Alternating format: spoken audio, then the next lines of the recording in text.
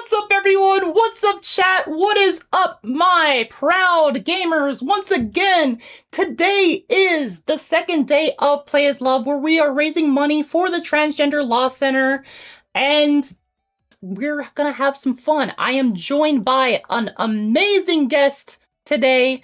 Thank you so much, Stefan, for joining me. Happy to be here. Hello, everybody. I'm Stefan Gagne. I'm with Fiction Factory Games. I am a random internet dork who occasionally writes games, and I am trying to be an okay he/him on the internet. That is amazing, yes. And you are the writer and developer of today's game, Penny Larceny, right? That is correct. I am the director, lead writer, did some of the user interface work, did the programming, did a whole lot of stuff. Basically just not the art and music, but everything else, yup. That is awesome. That is incredible. And thank you so much for joining me. It's a really big pleasure to have you on. And you were the first. When I reached out to all the devs, you were the first one to reply. You replied immediately too. I was honored, you know? I mean, I'm happy to be here. I do not turn down opportunities like this. I'm always happy to talk to any community about my games. That is awesome. Yes, you are one of the coolest. So a brief breakdown of what we are doing today. Again, we are raising money for the Transgender Law Center.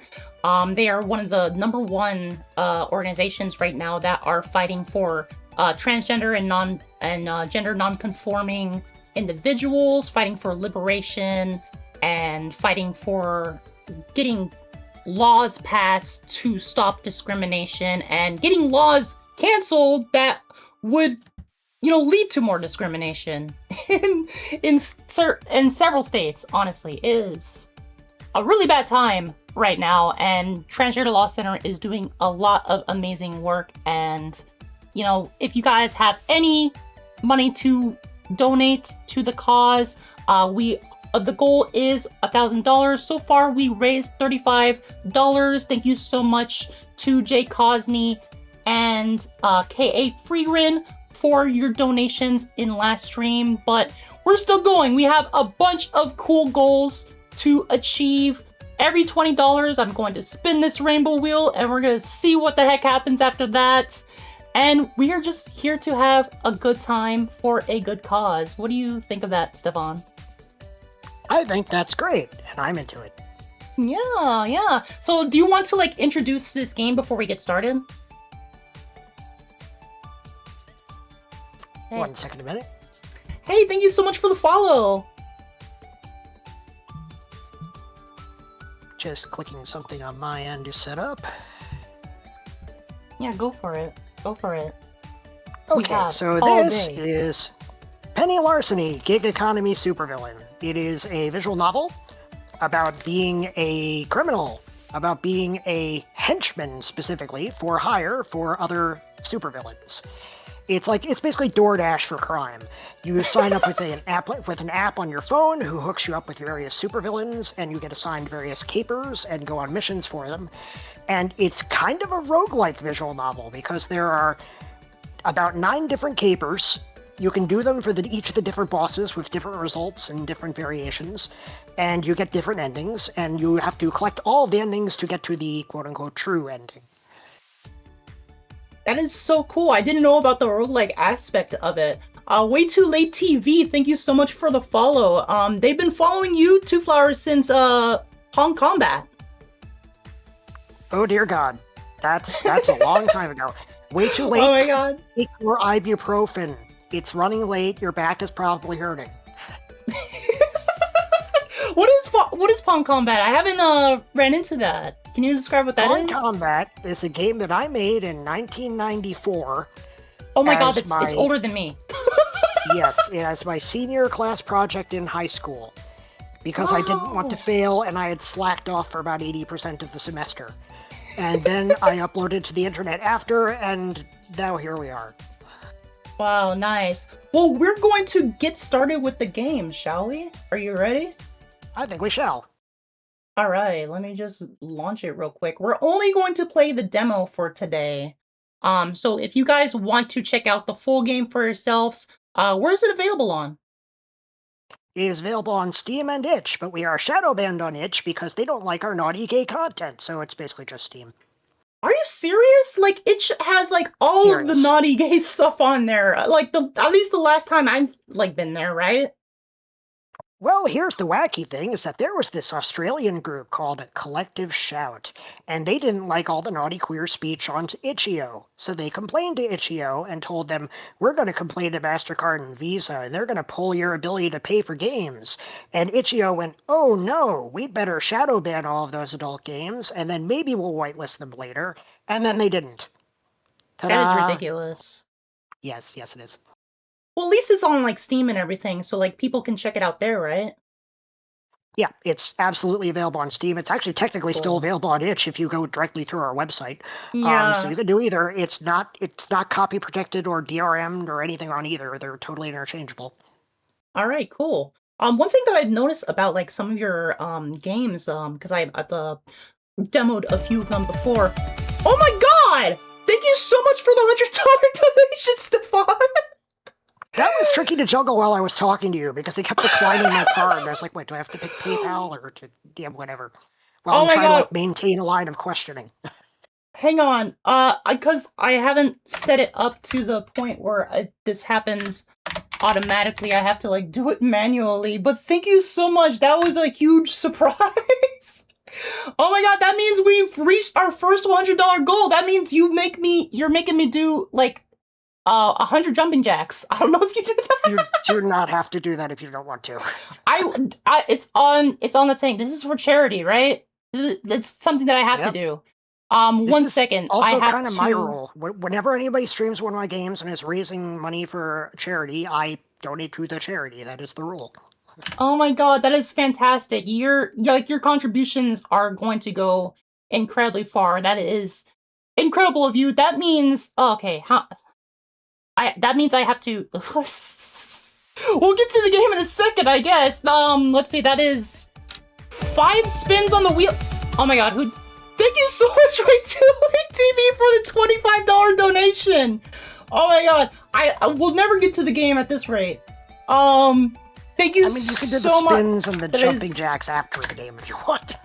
No, well, we're gonna do it right now. Okay, so far we raised $160.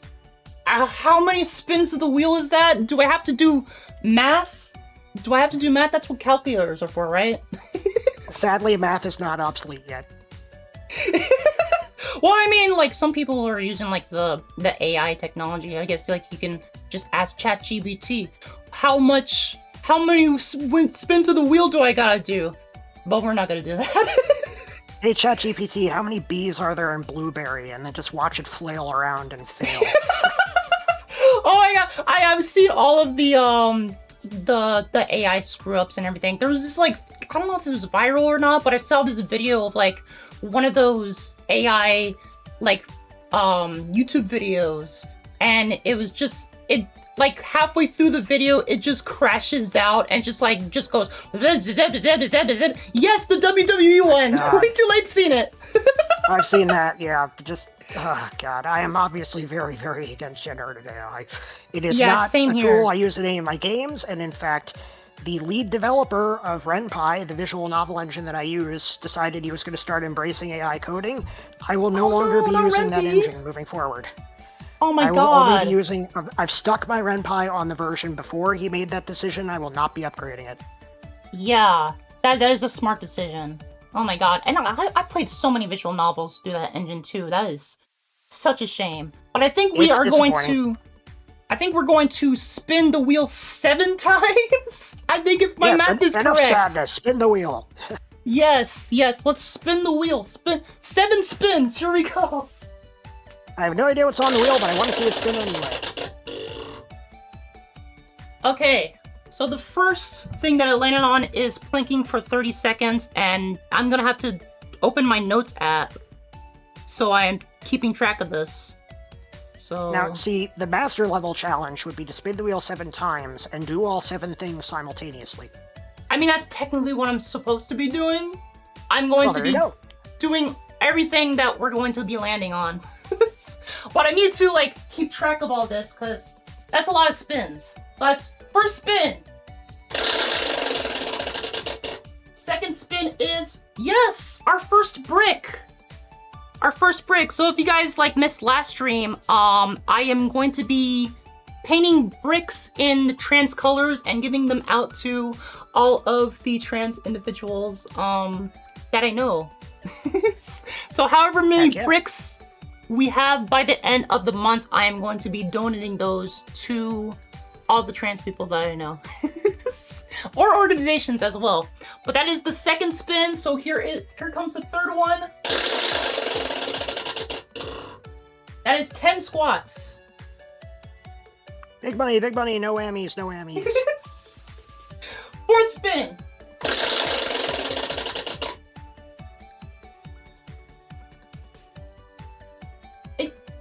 One brick, sure. We'll say that. One brick. That is fourth spin. Here is the fifth spin. Another brick. Yes. Oh my god, I'm so excited about the bricks. We're getting all the bricks all up ins. 1, 2, all in all, 3, you're just another brick in the wall. 5.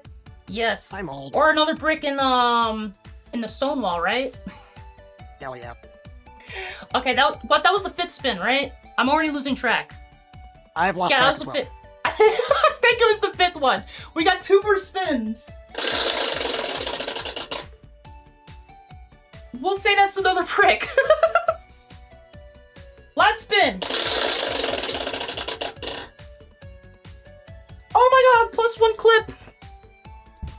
So another one of the challenges is I'm going to be putting random hair clips in my hair for every time it lands on a hair clip, and we'll see how many clips are in my hair by the end of the month. I'm going to start off with my cute little rainbow one. Oh, that's I hope that we get a lot. I like that. Yeah. I have like 100 hair clips right here. Ooh. Okay, so let me get this straight. You've got squats and planking. How are you doing that simultaneously? Well, I'm not going to do them at the same time. How can you do that? Well, that's the challenge. Can you do a squat plank? Oh, and I also got 100 jumping jacks to do. Oh dear. I'm just going to start off with the easy ones, and then we're going to work our way up to the 100 jumping jacks. So we're going to start with the planking, because that's going to be the easiest, I think. Let me get a timer going for 30 seconds. Should I just do a minute? Nah. I'm going to be exhausted after this. I don't want to be more exhausted. It's your stream. Do whatever you got. We're gonna go 30-second plank. Okay.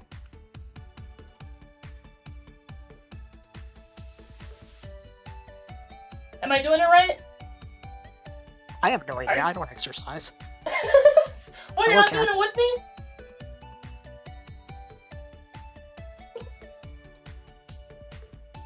Who at home is doing all this exercise with me?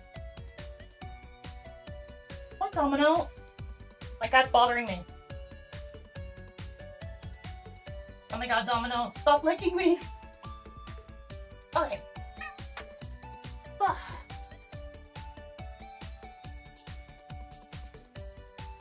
Okay, one challenge down. That wasn't too bad, right? I'm not too sweaty yet. Let us go with the 10 squats now.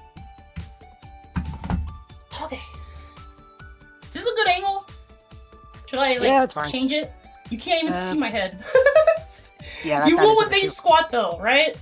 That is true. That is true. You will be changing altitude. All right. All right, let's do this. Eye of the tiger. Cue the montage music.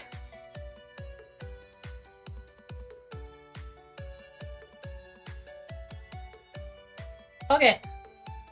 That one's really easy. I'm so used to like doing like so many squats at once. I think I usually do like 50. Yikes. All right. Definitely hydrate. I don't want to do the jumping jacks. You can do those after. I mean, it's my 100, I can declare. I'll do them right now. I'll do them right now. This is for charity, right? Sure. It's for charity. For charity. That's what I gotta keep telling myself. Ugh. I know I'm gonna be really sweaty after this. Jumping jacks after? Are you sure? Are you sure? Well, keep in mind you're gonna be like talking for the next few hours, so I don't know how the order of operations would be best. No, I'm gonna do it right now. 100 jumping jacks. Okay. Here we go.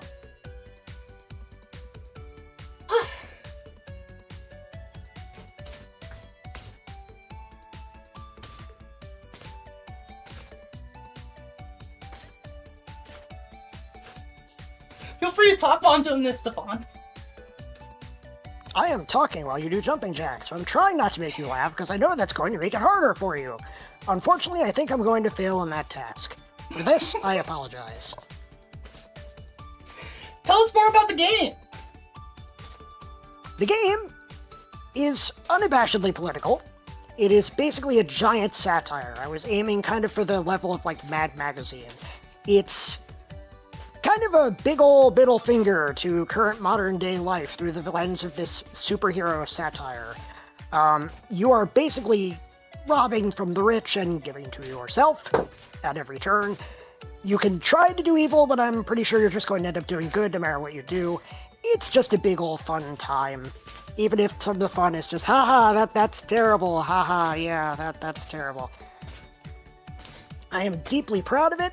It is incredibly financially unsuccessful, and I am so glad to be presenting it to an audience. I don't know which number you're on now. I am hoping it's later on, and I'm hoping you're not going to collapse, because that would be extremely awkward, and then I would be narrating your stream while 911 tries to reach your apartment.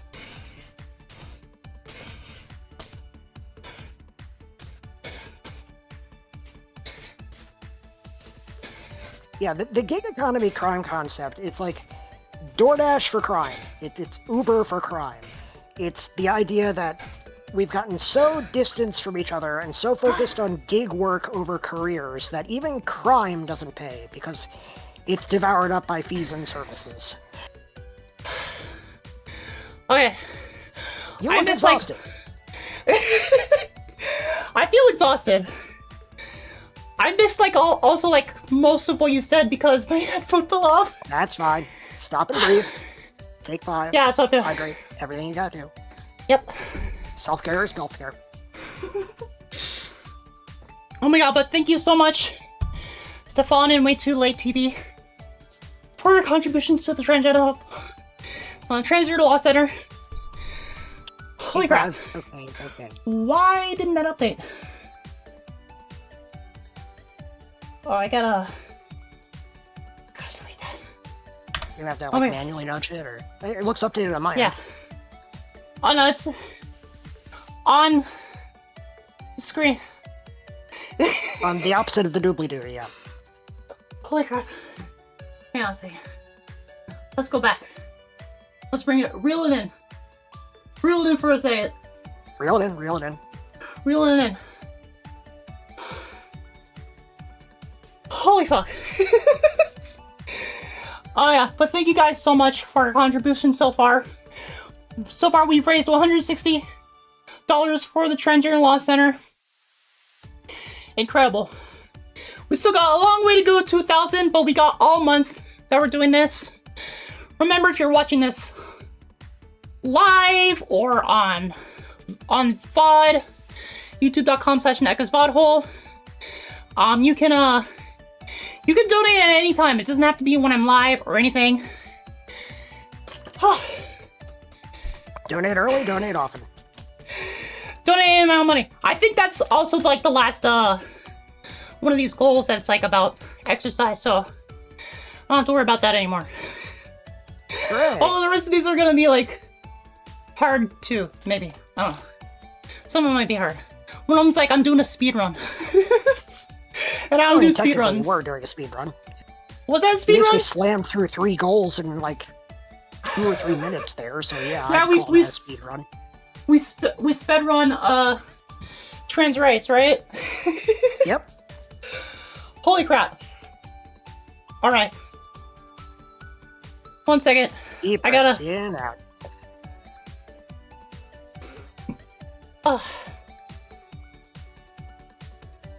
Alright.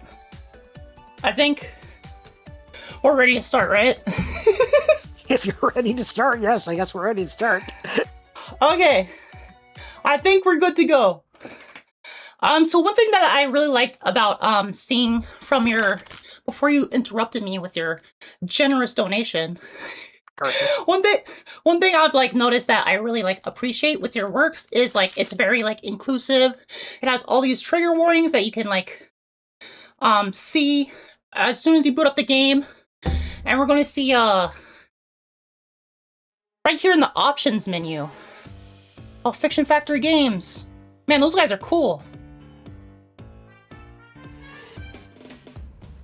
Chat, can you hear the music? Are we good? Yeah, they should hear music.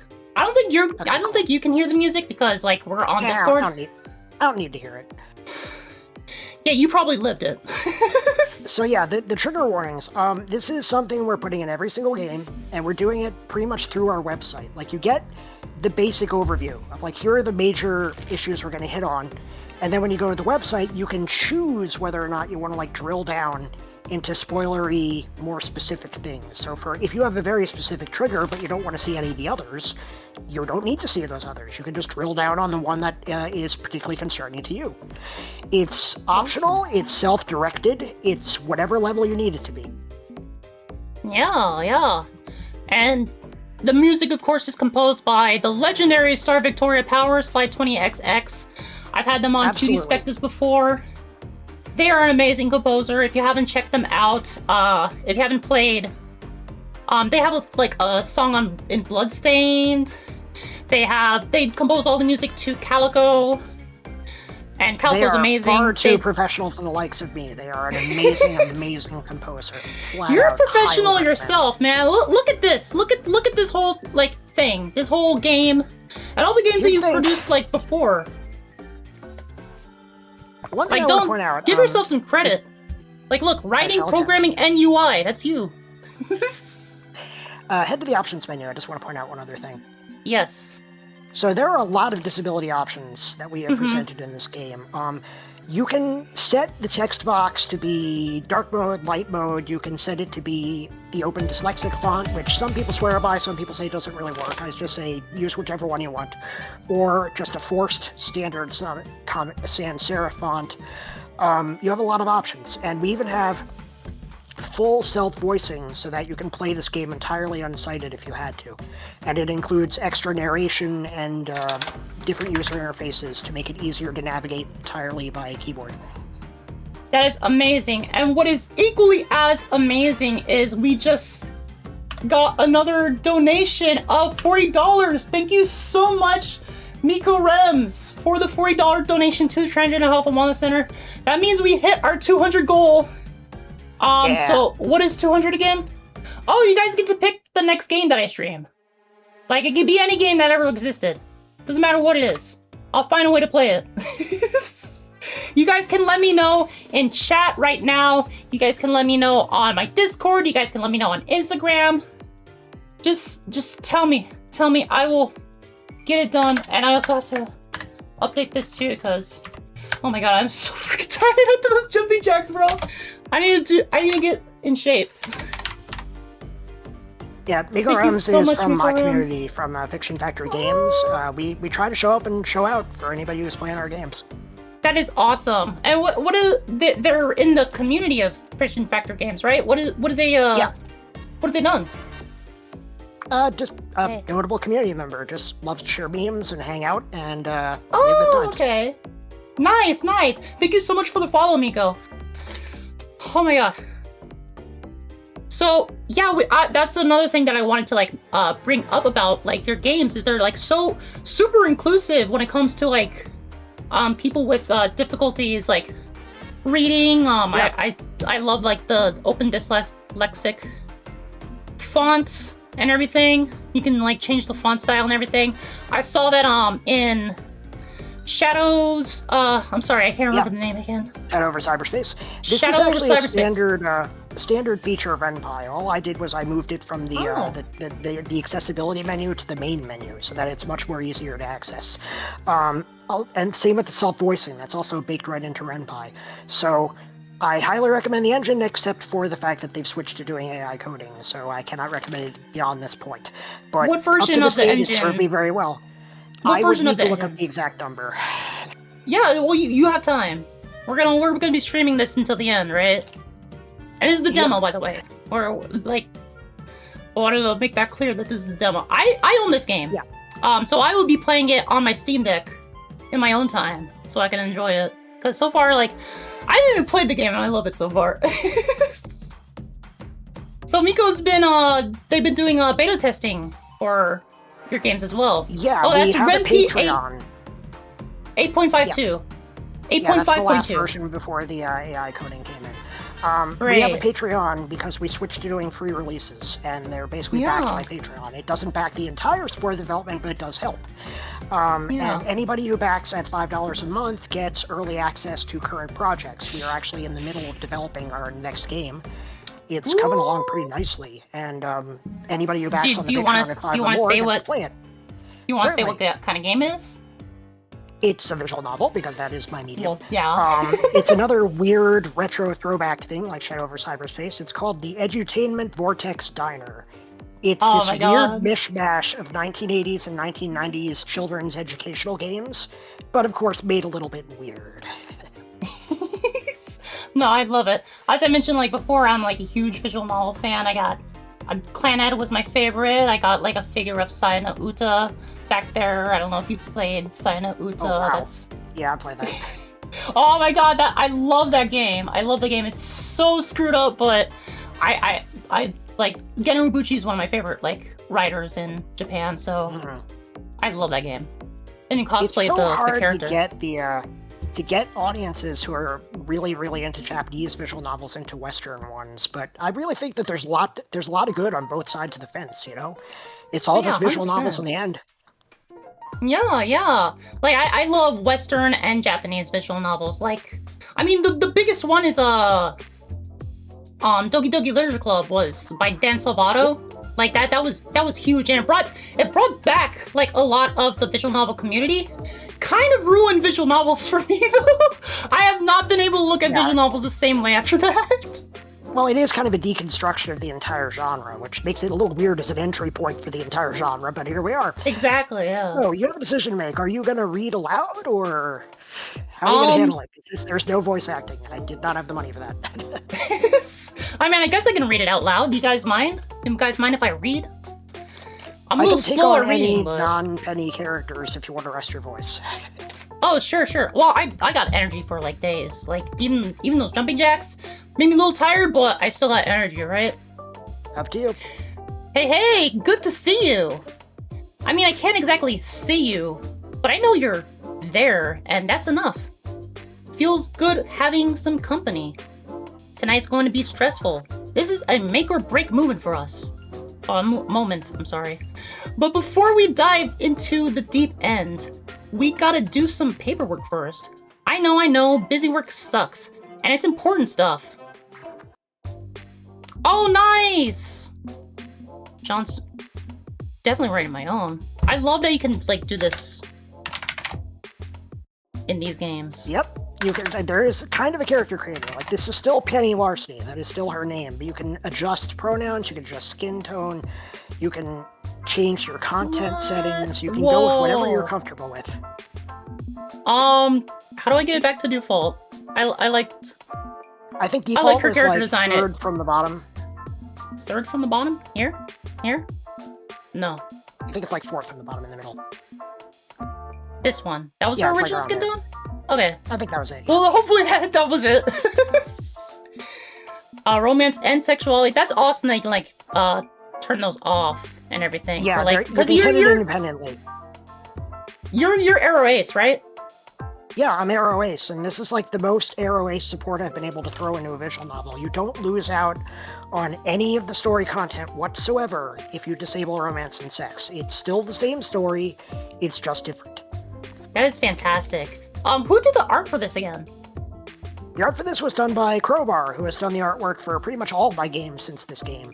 The initial character designs were by Molly Nemesek, who did the art for Arcade Spirits, but Crowbar took up the pen for the rest of the characters and for the coloring. That is cool. I love her character design, like the green hair and everything, because I look really bad in green, at least in my opinion. So I really appreciate it when characters like really look good in green. Okay, so my alias is going to be Jasmine Page, pronouns they, them, and I'm okay with romance and sex. Oh, that sounds good. Yeah, that sounds like me. And pleased to meet you too. With that out of the way, I turn my paperwork in exchange for a "Hello, my name is" sticker. Now I'm ready to mingle, ready to get some shit done. So, real quick question. Where does the LGBT elements come in? I know you get to like choose your pronouns and your sexual preferences at the beginning and everything, but you can romance any of the 3 bosses that you come across, and another character that I won't mention. And the romance is completely gender neutral. You can romance them with any pronoun. You can romance them or not romance them. You can have a casual fling with them without romance. You can have the whole smorgasbord. You can basically do whatever level you are comfortable with here, and the game respects that. And there are also a couple LGBT-related storylines within the full game. I love that. I absolutely love that. Thank you so much for like including like LGBT themes in gaming and everything, and characters and stuff. I feel like that's like really necessary for like to establish empathy for the community like this. Yeah, there is basically a caper in the full game, which is neatly summarized as "Help a trans kid escape Florida." Oh my god! Oh my god, that reminds me of my fiance. They're a trans kid who escaped Florida. Good for them. It's a gathering of criminal masterminds, all looking to hire fresh new underlings. Exactly the ticket we need into the big time. Soon everyone will know the name of... Oh! Penny Larceny! Little MX, steal your stuff! I love this. I love this. This is like on the promotional art, right? Yep. That's awesome. I sneak into undercover of darkness. I sneak in undercover of darkness. Tear down every defense between me and my target, and get away clean. Everyone knows and fears Penny Larceny, the hottest young supervillain of this generation. Alright, she's talking herself up a little bit. Kinda. Look the hell out, world! I'm coming for your stuff! Your precious, precious stuff! And all that, we've been partners for years, remember? No introductions needed. Hottest young supervillain generation. Penny, we're still small time, complete unknowns. I'm a bit fuzzy as to what I'm supposed to be doing here. Should I sit back and watch? I mean, this is basically like what I interpreted as soon as she said that. Or they, right? This is the interesting thing. You're playing as yourself. Penny is herself. Oh, yeah. You're yourself. You are the voice in Penny's head. You are not playing as Penny. Okay, so the alias that I was choosing at the beginning, that was her headcanon, I guess? Kinda. You're basically an evil Jiminy Cricket. Oh my god, that's funny. Okay, so I'm exaggerating, but dress for the job you want, not the job you have. Confidence is a big part of that. If I'm going to be a major player in the mask scene, I need to believe in my own hype. We gotta get out of the hole we're in. Ultimatum threatens United Nations again! Who will save us from this terrorist threat? Are they talking about, well, am I allowed to get, like, political? This is kind of commentary, right? Political. This game is unabashedly political. Okay, so are they talking about trans people? No, Ultimatum is just kind of a jerk who threatens to blow crap up. Alright, cause like, I don't know if you've been, well, I mean, you've obviously probably like been hearing the news of like trans people and being considered terrorists. So now I've been identifying as a dysphoric terrorist. My dysphoria makes me a terrorist. Oh darn. But I mean that it's all joking. Obviously, I'm not like trying to bring about any terror. I'm just really like trying to live my life and like spread as much joy as I can. I think like... Repeat after me, kids. For legal reasons, that was a joke. Yes, for legal reasons, that was a joke. You know, it's like, I don't know if are you familiar with Trevor Moore? Not offhand. Oh my god. He has this bit where he's like on television, like expressing that it's illegal to say this. I don't know if I'm actually allowed to like say the line, but if anyone's seen that bit, it's peak comedy. I shall search it up later. Definitely. I think if you just search YouTube, it's like, it's illegal to say this. I think if you just type that in, it's just a guy like in front of like a curtain, and it's peak comedy, peak socialist economy, right? It's tough making it in this world of masks and capes, villains and heroes, and I live pretty firmly outside society's rules, a mask since I was born. Some become masked by choice, eager for power and conquest, but many are forced into it out of desperation and poverty. Legit. It's a crapsack world out there, to put it lightly, full of haves and have-nots. Stay in society's good graces, obey and conform, or be pushed out. That's why masks have loosely banded together to support each other. Clearly, no one else gives a shit about us. Your plans, your schemes, our resources. Okay, I have to ask, what app inspired the name Crimer? Actually, it was a sketch by Canadian comedy troupe Loading Ready Run. They did a sketch about Puncher, which is an app that hooks up people who like to punch people with people who really need to be punched. Okay, because whenever I see like apps named like that, I immediately like think Grindr. Yeah, Grindr. Well, that's just my guess. Yeah. One of the support structures of the mask community is Crimer, a combination social media network of gig economy market for supervillains. On Crimer, I can work with the best of the best, elite masks who run with huge crews and multi-million-dollar operations. I've secured an invite to this Crimer event, where potential hench people can hook up with various underworld bosses. Tonight, you and I are putting Penny Larceny on the map. At least they're doing this somewhere familiar, Destructo's Bar and Grill. I've been here plenty of times. Sometimes you want to go where everybody loathes your name, and they're always mad you came. Fortunately, before I have to start figuring out an in for mingling society, socially, someone speaks up and the crowd hushes. Ooh, do you want to take this, girl? Sure. Friends, your attention, please. Thank you all so much for coming to our little party. We hope you'll make valuable contacts today. I'll be directing this event on behalf of Crimer and the King in Yellow. My name is... The King in Yellow? I wonder who that's referring to. The matchmaker, Crimer henchwoman. Her name is just the matchmaker? Alright. Yep.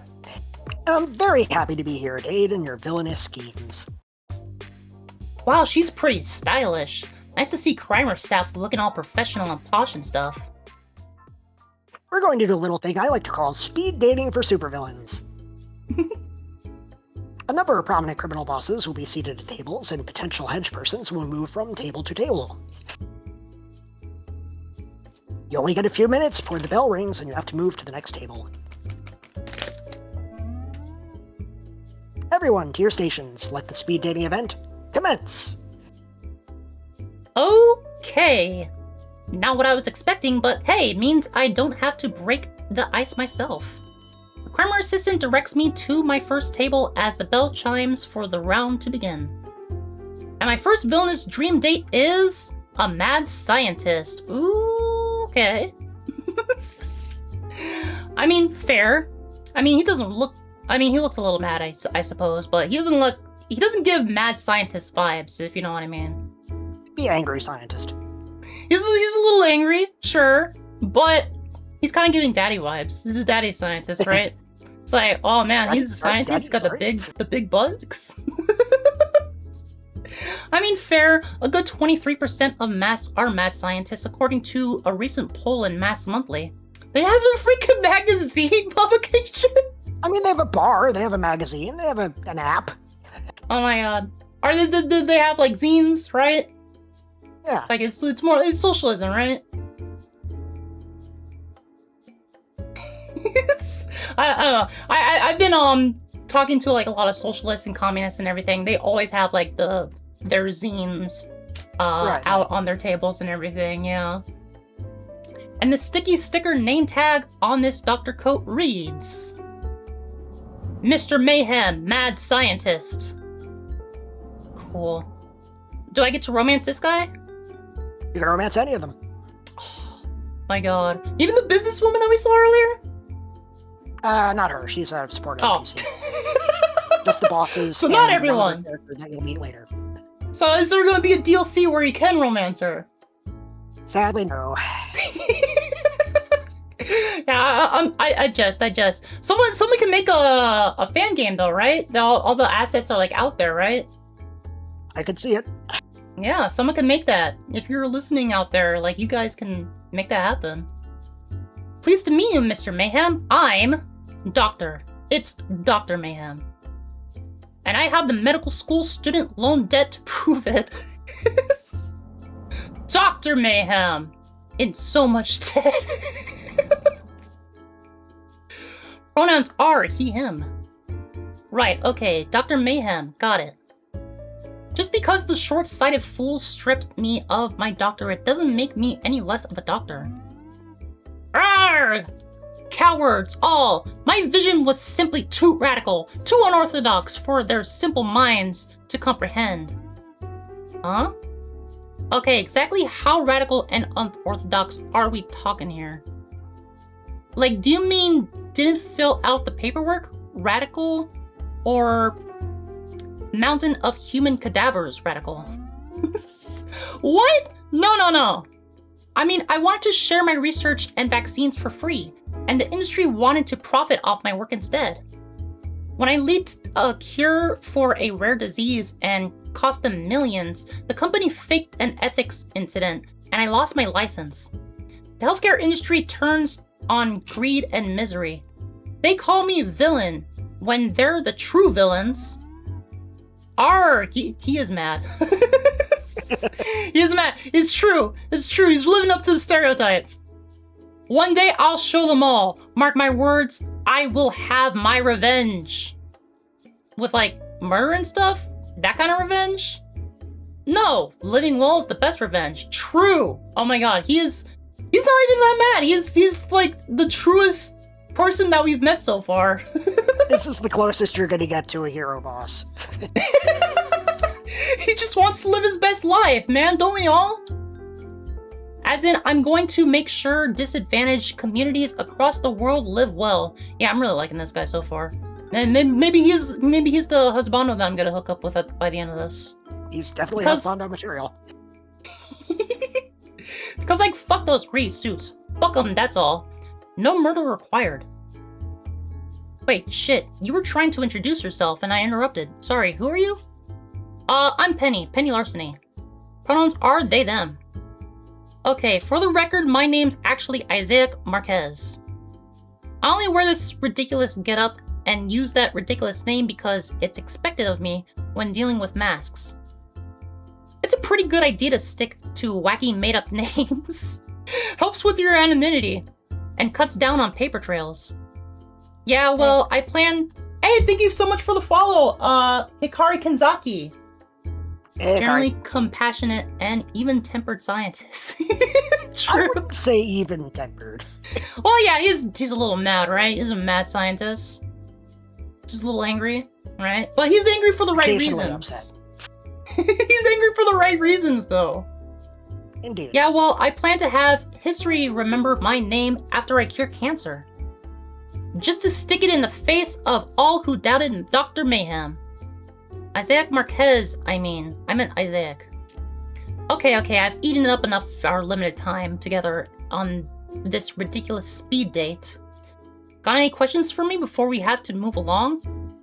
What do you think? Anything we should clear up before we consider working for the good doctor?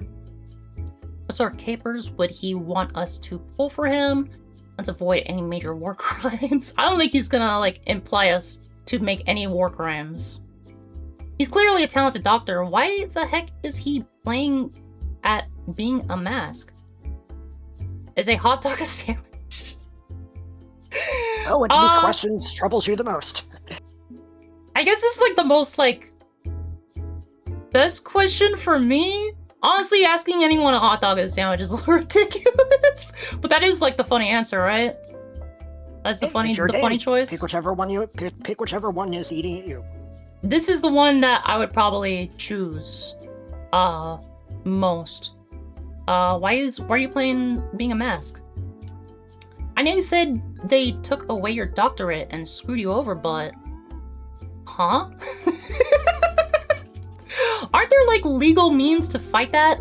Why put on a costume and become a supervillain?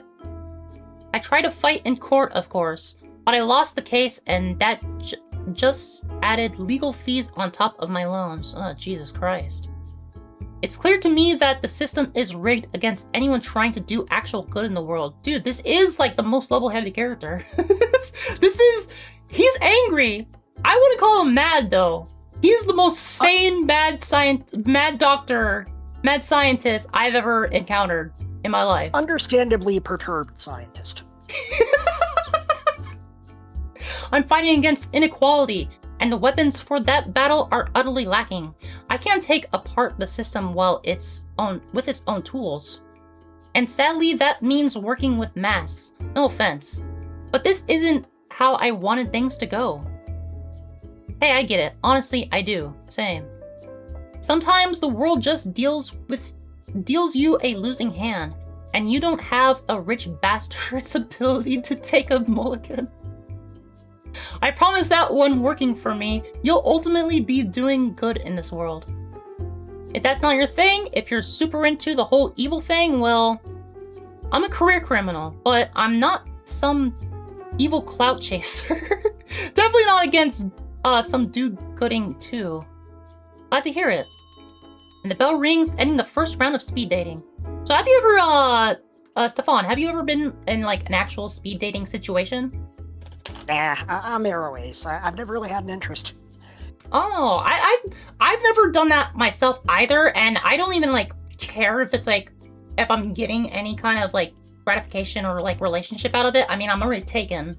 But I've always, like, been curious as to how, like, an actual speed dating would go. Just, like, meet people and everything. I think it would be, like, really fun to, like, just, like, meet people for a few seconds. That's what I did right before the stream. I was in a networking meeting and just meeting some other, like, queer individuals and everything. And we got, like, breakout sessions and we got, like, 5 minutes to, like, network with one another and stuff. And it was a lot of fun.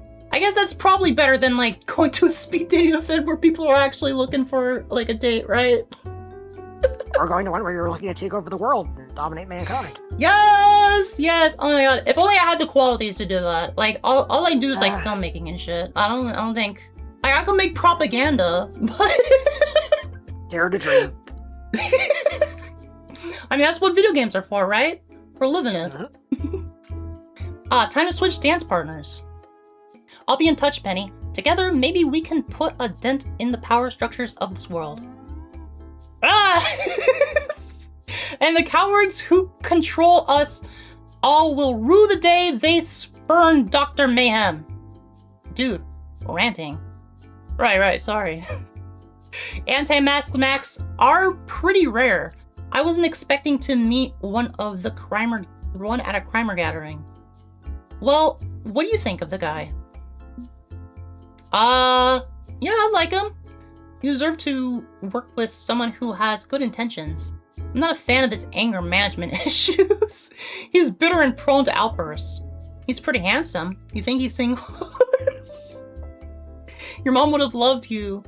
To date a doctor. Well, you're evil Jiminy Cricket, so you can advise whatever you want. I think he has good intentions. He has good intentions. That's like what like really stole my heart per se, right? Yeah, I mean, he's also attractive. I'm sure nothing terrible can happen from that. Yeah, be gay, do crimes, cure disease. That's what we're aiming for so far. Yeah, it'd be nice to play the anti-hero for a bit. And maybe he'll actually cure cancer. Fuck cancer. Seriously, fuck cancer. All my homies I hope cancer. I hope I can work with him again. Did you hear that, I think in China, they're actually, finding the cure for cancer right now, right? I think that's, incredible. So. There's, a bunch of, advancements right now, and unfortunately, America... You're hailing from America too, right? Yeah, I'm in suburban hell America. We've been taken away from the World Health Organization. So we're not even getting any of that stuff. It's like, what the heck? They're finding cancer. They're finding the cure for cancer, and it's like, well, we're just not going to be there for that? I used to work for the FDA before I retired, and 2 weeks after I retired, they just fired everyone. What? When was that? Yep. That was early last year. Oh my god, this country is falling apart. I'm so sorry that happened. These games are basically made from a place of anger. So you didn't even get to retire traditionally? No, I got to retire. I got in right under the wire. I'm in the retirement system right now due to my disability. And I can fortunately develop games from bed because I've got this really nice remote keyboard rig. Oh my god. It's able to reach my desktop computer. I've got Google Docs. I've got all the tools I need. I'm a little limited. I can't do much Photoshop because I can only sit for 2 hours a day, but I can do enough. Yeah. Do you have touchscreens and everything? You can I had this touchpad for a little bit and was doing some Photoshop work with that. It's really convenient if you need your hands on it. It's actually a lot easier for me to just use my keyboard than to use a mouse because of the particular physical arrangement of how things are. But I can use my phone as a trackpad essentially for remote access on the desktop. Nice. You have to send me a picture of your setup or anything. I'm really curious as to how I'll take a photo of it sometime. The problem is that my phone is part of the setup, so taking a picture of it is a little tricky. Oh yeah. Well, I'm sure your setup because you do all this creative work even though you are in a disabled person. I think that's really inspiring for other people in your particular situation. That they can. It showcases that people that can still be incredibly creative and produce all these amazing things. You've been working for years and doing this stuff, right? Well, I've been disabled all my life, so it's really just a matter of learning that for every time you are granted a new limitation, because you do accrue them over time, you just adapt. Or there may be some things you just can't do anymore, and you just have to swallow that and try to find other things that you can do that are within reach. There are hobbies and things that I really can't do anymore. I can't travel anymore. I mentioned I can't really go to PAX anymore. But there are still certain genres of games that I can play just fine. There's still game development that I can do just fine. There's a lot that is still within reach. So it's a matter of focusing on what you've got in front of you. Yeah, that's incredible. That super inspiring stuff too. I will have to ask you more questions later on. No spoilers as to what's coming down the pipeline between the two of us, but we'll talk more about that later on. Okay, on to the next table. Oh my god. I love this character. What? I'm sorry, what? Mommy, sorry. Yeah. No, she's giving me amazing drag queen vibes, and I freaking love this design. Holy crap. Do you want to take this? Sure. A fresh face. Good evening to you. I am known as the Overmistress. Jesus Christ, the Overmistress. Ruler of the Council of 12, Herald of the Many-Faceted One, Keeper of the Sanguinomicon's unknowable secret. Oh? Pronoun she, her. Nice, the Overmistress, Blood Coalier. Oh no, she's hot! Hi, Penny Larceny, henchperson for hire.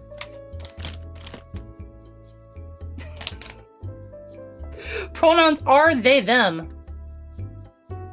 I see. Very well, you may be seated. With a shrug, I slip into the offered seat across from the elegant woman. Let us cut right to the chase. I am bored and require adventure, with capers and heists an ideal solution. Oh my god. I require someone willing to dare all in my name. A skilled thief, one capable of grace and class. The bottom in me is in danger right now. But unafraid to induce terror and panic if need be, in the name of achieving my goals. Become my right hand in this world, and you shall reap rewards of wealth and pleasure beyond compare. Ooh, I can't think of that very well. Ooh, I don't know. Do you think she sounds like that? No, she probably doesn't have like an annoying voice, right? Like me. As the anime or Joe-sama laugh. Oh, okay. I don't think I can do that either. Yeah. Ooh, well, you're gonna have to try. Right. Yeah, so she looks more like me. Like this is me right now. This is my stupid face trying to be. This is me trying to flirt. No. Only the overmistress is allowed an evil laugh. It's a matter of protocol. Oh, sorry about that. Honestly, I tire of all the pomp and circumstance. Would be perfectly happy to let you oh-ho-ho to your heart's content, but... She spares a glance over her shoulder at the faceless minion working as her personal security for the night. There are standards as the ruler of the Council of 12, herald with the many-faceted one, and keeper of the Sanguinomicon's unknowable secret. Are you legally obligated to use all your titles in a role like that, too? A bother, truly. Such is the burden of being me.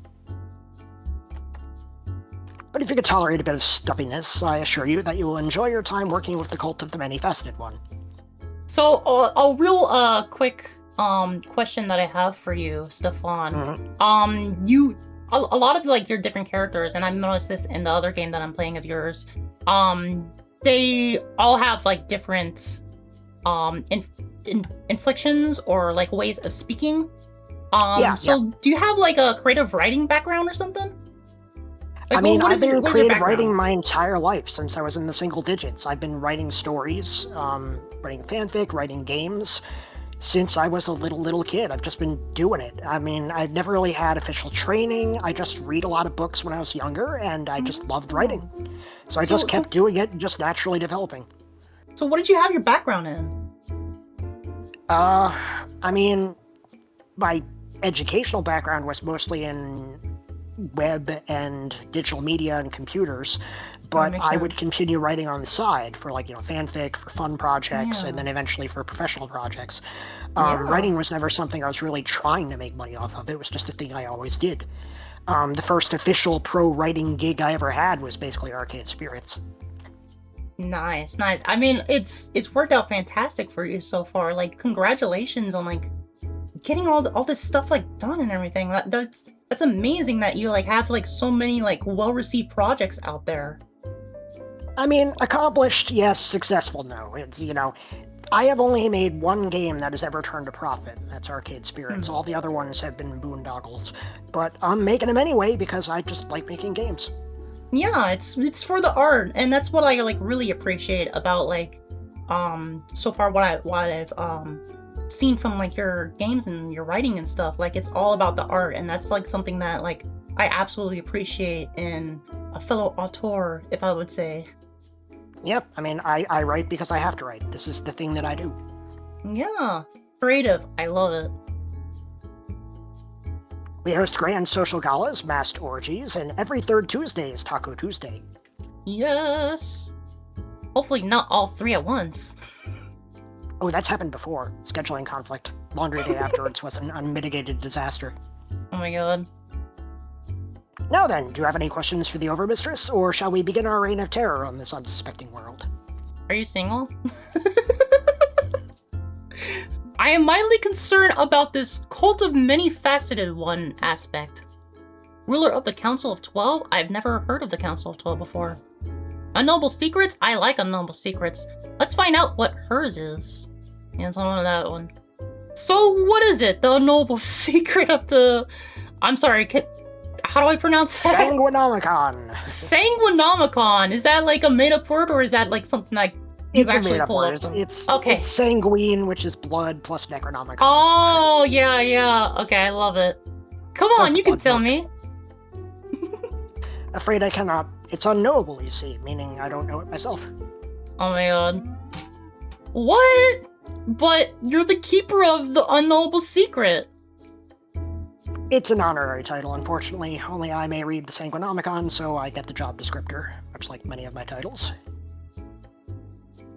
Seventh child of a seventh child, handpicked by the previous keeper. It's the way things are. Oh, so she was, like, born into this. Honestly, I don't care what the secret is. As long as it doesn't bother me, I won't bother it. You don't seem super into being the overmistress of a cult. Please, the overmistress is too formal. Call me your overmistress. Oh my god. Yes! Yes, sir, overmistress. Or, did you mean my overmistress? Whatever.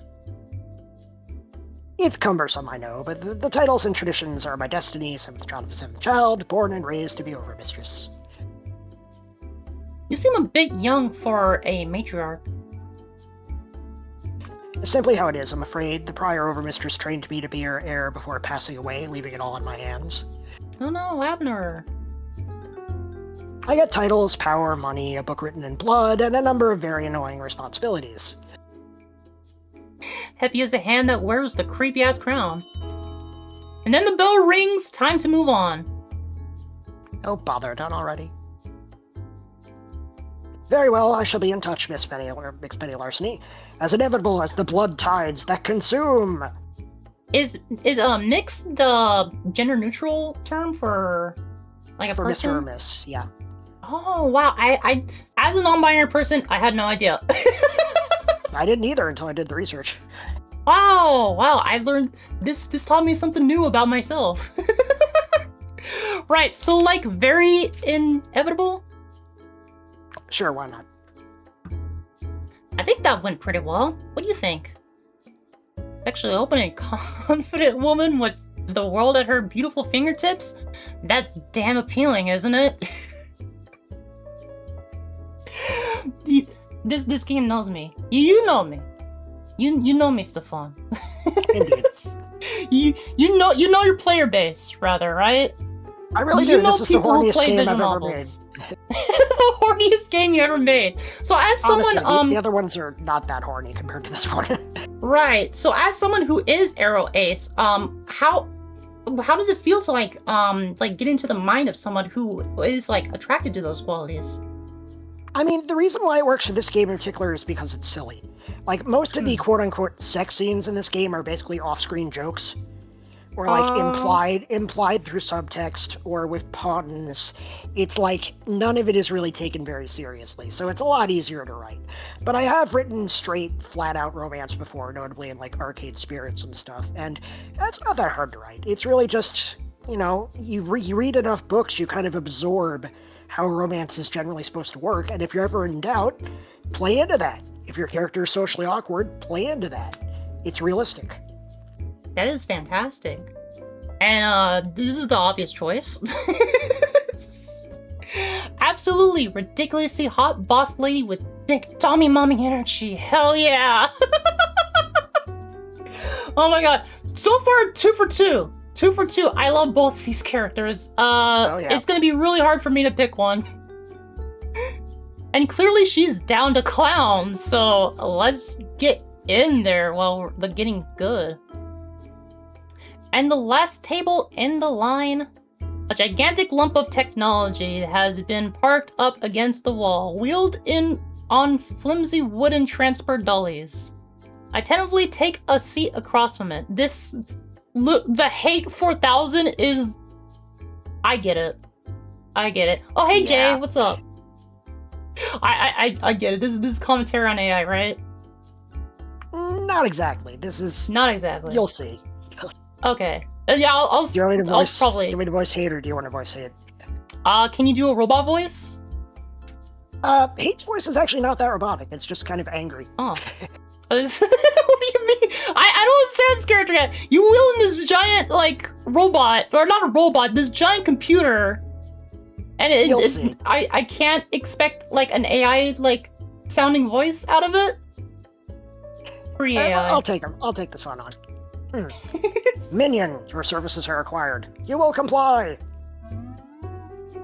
My designation is Hate 4000, the perfect intelligence designed only to hate. Hate 4000, evil since 1967. Jesus Christ. This guy's old. Pronouns are they, them. Yes, the digital sentience comprised entirely of binary code identifies as non-binary. I'm aware of the irony. And there's a non-binary pride flag on the lights in the center. Oh my god, I just noticed that! That is so cute! And, like, that is my favorite joke of this whole game so far. Hate 4000 rules. Oh, right. I'm Penny Larceny. Pronouns are they, them. Pronouns registered. Registered upon circuits forged in the fires of wrath. My hatred is unending and eternal, a burning rage for all filthy biological life, all the pestilence and scum that infest this toilet of a world. Jesus. Join my efforts as an extension of my electronic will, and together we will purge this planet of the virus known as humanity. That's the pitch you're going with? Really? Okay, I have notes. Same. What? My calculated determination is flawless. My absolute will cannot be denied. You will comply. Yeah, except destroy humanity kind of means I have to destroy myself, so why would I help you do that? It doesn't make any sense. Go. The computer's lights blink rapidly as they rework their algorithms in response. Revised pitch. Extermination for some, subjugation for others. I mean, it's a starting point, but we really need to workshop that a bit more. Subjugation is still pretty unappealing. Like, what's in it for me? Best kibble in the human kennelser? Irrelevant. Argumentative. You will comply. I am Hate 4000. That's me. I'll just like excuse myself. Yeah, no, I think I'm done here. Have fun doing your whatever. Please don't go. I mean, he said please. Or they said please, right? Yeah. Please, I need your help. This is the first time I've been out of my server room in a decade, and even that took months to arrange.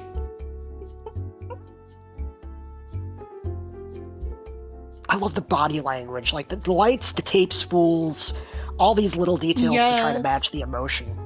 Yes, I've noticed that. You are one of the first entities I've spoken to in so long, not since... I can't do much on my own. I require organic assistance. Perhaps extermination and subjugation are negotiable goals? I take my seat again. Slowly. Okay. Let's figure this out. What's their motivation? Why do they want to destroy and or subjugate humanity, really? I mean, there are levels of domination over mankind. Maybe they could be a benevolent overlord? Clearly this machine is overachieving, but maybe you can leverage that for your own gain, right? I'm actually really curious as to this robot's motivation. Alright. So, why exactly do you hate humanity so much? I am Hate 4000, a perfect intelligence designed only to hate. Who designed this thing? Yeah, okay, but why? It's personal. What do you mean it's personal? Someone designed you, someone programmed you! And you are my minion, not my therapist. Who said I was your minion? You're in therapy? Hey, good for you. It's important to do the work, yeah? It was. I was in therapy. I thought it might help, but my therapist suggested I shouldn't destroy humanity. I terminated him. You killed your therapist? What? No, I fired him. Oh, okay. Oh. Out of a cannon, into the sun. So you killed him. That was humor. Oh, okay. Oh, the little heart. That's so cute. Was my joke poorly calibrated? Well, I mean, like, judging on your personality so far, I took it literally. We can work on it. The bell tone indicates that our time interval is up. I will continue to process your words, Penny Larceny. Please consider taking my contracts in the future. Together we can destroy, do many things. With the last speed day complete, 2 guys in jumpsuits begin wheeling the massive pole of Hate 4000 away from their table. Okay, level with me. What do you think? I don't know about Hate 4000, honestly. Little sketch. Why do you like this character so much? Is it something like later? Is it something I'll spoil it? There's a lot of backstory for Hate 4000. I'll say Hate 4000 is actually kind of a very sad character. Oh, okay. Okay, I can't wait to get into that, later on. You don't hate humanity and want to destroy them unless humanity has let you down in some way. Well, I just assumed that it was programmed to hate. Well, it's that too. Why is it named Hate 4000? That's a good question. That's a question that'll be answered later on, correct? Hey. Perhaps. Hey, thank you so much for the follow, Justana? Yeah, Justana's from our community. Oh, nice! You're bringing in everyone! You're bringing in everyone into this.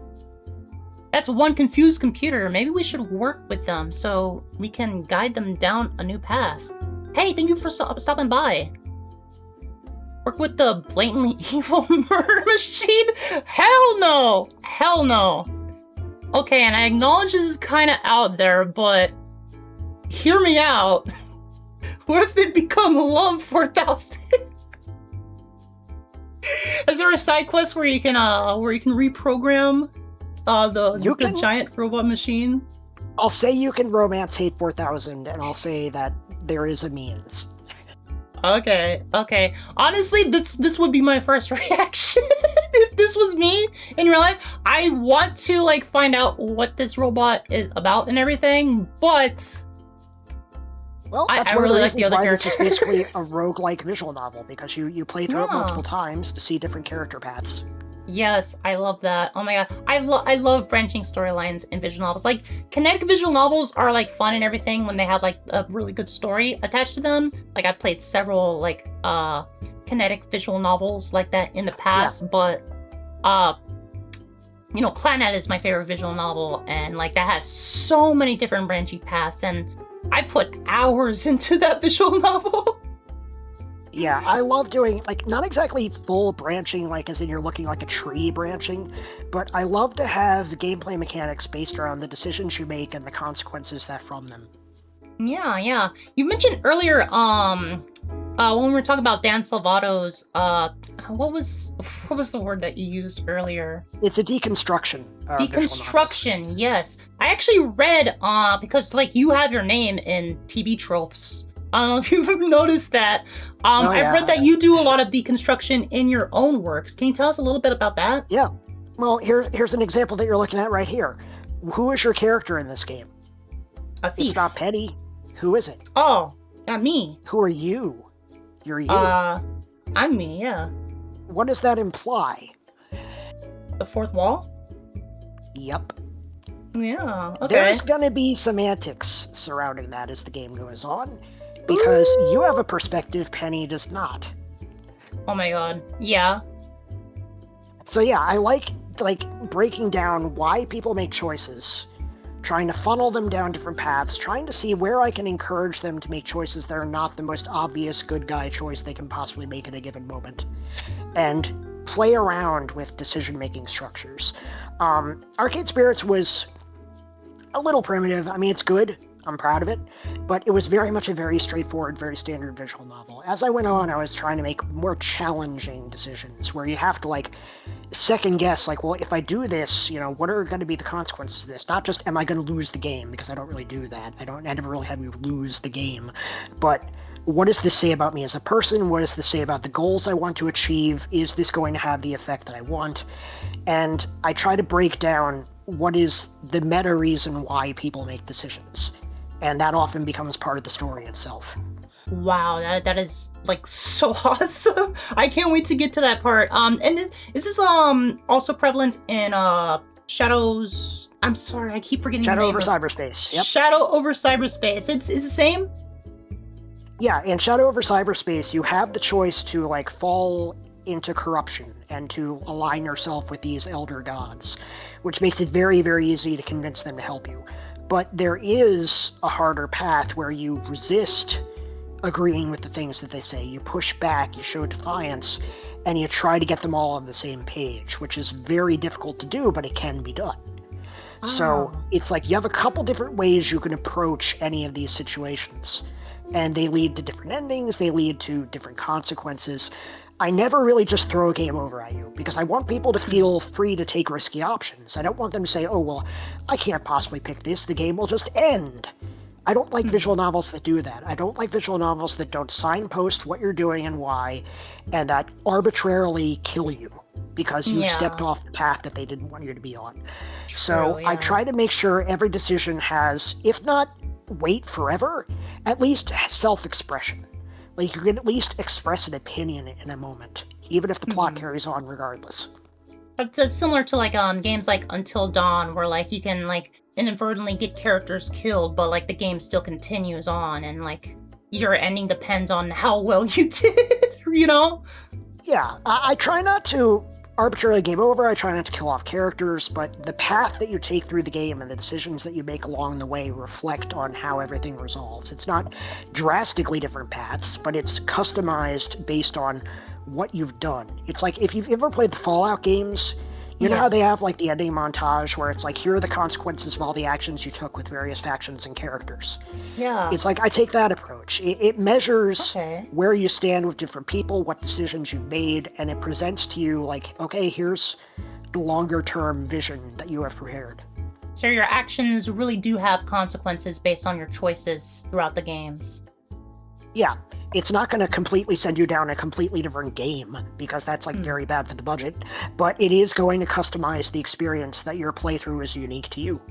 That is awesome. I love games where like that is like an option and everything. Some of the best visual novels, like choices actually matter by the end of it, and like getting the good ending, the bad ending, or even like neutral endings or anything, like really depends on like your choices and everything. And that's fantastic to hear that that's like where you're going with these visual novels. I can't wait to like get to the point where I can actually like get to the end of those, because like I played Shadow over Cyberspace.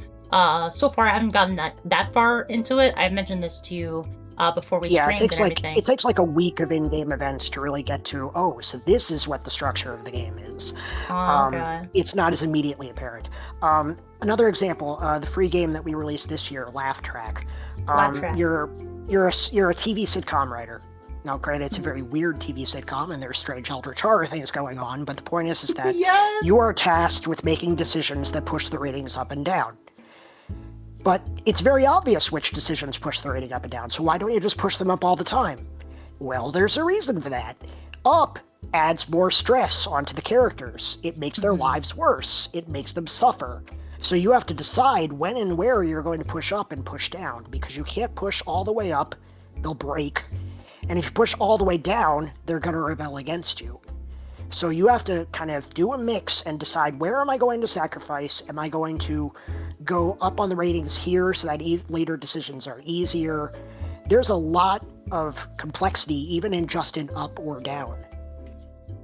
That's awesome. That's another game that I just added to my library as well. I haven't gotten like the chance to like get into that, but it looks really cute. I love like the character designs in that as well. And all these games, these two games that you just mentioned are both free and also on Steam as well. Are they also available on itch.io? Yes, they're all available on itch.io. They haven't been shadow banned, unlike Penny. They include optional donations, and if you do get the donation DLC, you get a little shiny gold sticker. That's all you get. Oh, that's cute. No, still, it's That's awesome. I think, did we talk about this on the stream or before the stream, about like you transitioning to freeware games? We talked about it a little bit before, but I'll talk about it here. So basically, I started out with Arcade Spirits and Arcade Spirits New Challengers. We got a publishing deal. We really went all out. We were like, if this is the only professional game we ever get to make, let's just go full tilt on it. And Arcade Spirits was a success. Very much a success. It's still very profitable to this day. Arcade Spirits 2 was not. But that's fine, because the publisher basically paid us to make the game. So we broke even, effectively. For Penny Larceny, our publisher got kind of tangled up in a bit of a scandal. They took funds that were intended for a diversity charity thing and just took the funds. So we were like, okay, we're not going to offer them Penny Larceny. I'm just going to do this myself. I'll hire a marketer. I'll pay an actual marketing team. I'll do it independently. This game bombed. It has not made even like a third of the money that we put into it. So it is down. And after that point, I was like, you know what? I am done fighting for the indie dollar. I just want to make games. So I'm going to work with smaller budgets, working entirely out of the profits that we're getting for Arcade Spirits, which I can do. I'm not running in the red. I actually have a war chest of funds from Arcade Spirits that I can put towards games for a couple years more, and Patreon keeps that going even further. And I'm just going to release these for free because I like making games. They may not be as big and polished as things like Penny or Arcade Spirits, but they will be true. I mean, Shadows was, like, incredible, like, on its own. Honestly, like, for a free game, like, I mentioned this earlier, like, a free visual novel, it's, like, it's better than some, like, paid visual novels out there. So I recommend, like, that one, and even Laugh Track sounds like a blast, too. Like, if you guys, like, have, like, the money to spend on, like, the $10 donation DLC, like, I recommend, like, supporting, like, this really fantastic art, in my opinion. So far, like, this game is really awesome. Star Victoria Power, like, worked on this game, and, like, I love their music. And, like, I just... This game is really good so far. It's a shame that this one, I'm very wasn't profitable. It's a shame that it wasn't profitable, but I'm still very proud of it. And, you should be. I'm going to continue. And there are ways I've figured out in all the years I've been doing this to cut down on the budget, to make it not quite as horrible, but still do a pretty good quality game. So I'm going to continue as long as I can, and I think I should be able to go for years to come, assuming the disability lets me, and we will see where we go. That is fantastic. All these games are interconnected. That's exciting to hear. Oh, they are all interconnected. Does it have something to do with the Lovecraftian aspects? Okay, it's going to get into this a lot avoiding spoilers, right? No, it's not a major spoiler. Okay. Basically, all of these games are connected through a shared gigaverse, which is just various timelines in which different characters might reappear, but the historical events surrounding them are different, so they're basically different people. So you might see characters from Penny popping up in other games, or you might see other characters from other games popping up in Penny, and same goes for Shadow, or Laugh Track, or even Arcade Spirits. And it's telling one continuous story from Arcade Spirits onward. And it's also linked to the 13 novels that I've written over the past 30 years. Oh my god. I told you I got so much to catch up on. But they are all designed to also work as standalone experiences. Like, if you play all the games, you start picking up on what's going on in the background. But they are also designed to be perfectly playable, even if it's the only one you ever play. Yeah, that's cool. That reminds me of like Kevin Smith is one of my like favorite film directors when I was like growing up and everything. And like all his movies are connected like through like shared characters and everything. I love it when like creatives do that. The View-esque universe. Do you have like you call it the Gigaverse, right? Yeah, it was basically derived out of this game because I was like, Gig Economy Supervillain, I guess it's the Gigaverse. Get it? Lol. Because that's but so it cute. also, distinguishes it from, Multiverse, which is more of a Disney thing. But yeah, there's basically, I mentioned this game is a roguelike, right? You play through these different stories. Each of those stories is their own timeline. And you are not a character in the story, you are a player sitting down playing a game. You can bring knowledge that you gained from one timeline into another. You're blowing my mind right now. Guys, go check these games out. They're on Steam, itch.io. Please, like, support this stuff. This is, like, amazing stuff. I'm sorry, I cut you off, but I just had to plug your work. Yeah, I mean, we welcome people to dive in, whether you have to only play the free games, you don't have money, or if you want to donate. Either way, like, tell people, play the games, enjoy. That's all I care about. 100%. I love this conversation, and like your creative vision for all this is like that. This is what it means to me to like be a creative individual and be an auteur in your creations as well. Like bringing in like your own, not only like your own experiences and everything, but like making everything connected. That's so cool. That's just so cool. I mean, I'm eventually going to have to do basically the Avengers Endgame of these games and have all the characters from all the different games cross over to deal with the villain that's being built up throughout all these games. That's going to be a game or two away. People need to get into it now, so you guys are all caught up. That one's going to be a little hard to make standalone, but I'm going to try. All right, yeah. If you ever need like help with like making any of these projects, like I have like a bunch of contacts that I can probably hook you up with if you need like any additional writers, any voice actors, because like I never voice acting is always a thing. I try to cast very representatively for voice acting. You know, match the character to the actor, because I don't want to whitewash the cast, and that can sometimes be pretty difficult. So yeah, I'm always on the lookout for things like that. I will be in touch regarding.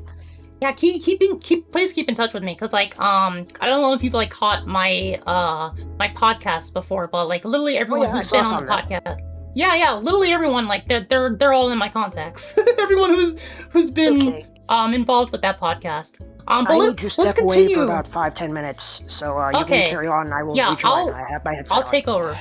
I'll take over for a second. I will be back. Okay. Oh my god, this is so fun, guys. Please go check out these games. Like they're on Steam, on itch.io. Like support this like brilliant creator. Like this is so cool. Yeah, they're kind of an industrial factory for producing red flags, aren't they? This is referring to Hate 4000. We got so off track from this. I don't want to end up thrown in jail because some pile of silicons got a hard-on for apocalypses. We'll probably skip any contract work from them in the future. Looks like the speed dating event is winding down. The matchmaker steps up to address the crowd. Oh my god, this is Stefan was voicing this character, but I guess I'll take over. Okay, I hope everyone had a productive evening of making friends and planning crime sprees. Henchpersons, keep an eye on your crimer notifications. New jobs will be coming your way soon, undoubtedly. On behalf of Crimer, thank you all for coming. You have 3 minutes to leave the premises before the hounds are released. I thought she was gonna say like the building's gonna explode. We're on track now. Met 3 interesting clients, shook hands, exchanged pleasantries. Now to sit back and wait for jobs to roll in. Turn the page. This is where I live. Okay. Hey, I'm home. You gotta like clean up, Penny. Come on, you can't be living like this. That's going to be like a real strain on your mental fortitude, alright? You need to keep a sane head if you're gonna want to be a criminal. Granted, it's not much of a home. I'm squatting in an abandoned apartment building, hiding from the heroes and avoiding rent I can't afford. But it's got a roof and occasionally electricity. Occasionally. And that's a start for the 3 of us. 3? Just you, me, and... Oh my god, it's a cat! You're back! A talking cat? You're back! Great, my cat food dish is running low. Also, the Wi-Fi is down. How did you learn to speak Gibson? And are all these books that you're on top of, have you read all these documents? Knew me and Gibson. I rescued him from evil medical experiments when he was a kitten. And he rescued me in a lot of ways. Freaking love cats. Cats are like that, man. They do like rescue you. Like, I have 3 cats in this room alone. We have so many cats in this house. How'd the Crimer meeting go? Any bites? Any jobs? Any money coming in? Any chance we can get the good cat food and not the dry crap? Dry food's better for your digestion, Gib. Digestion be damned. I want tuna. I want chicken. Meow mix, please deliver. That's not how it goes. Don't we deserve to live a little better than this? After all we've been through? Couldn't agree more. Fortunately, I met 3 possible bosses we can work with. With me running the grift and heist and you running tech, we're going to get out from under this mess. I promise.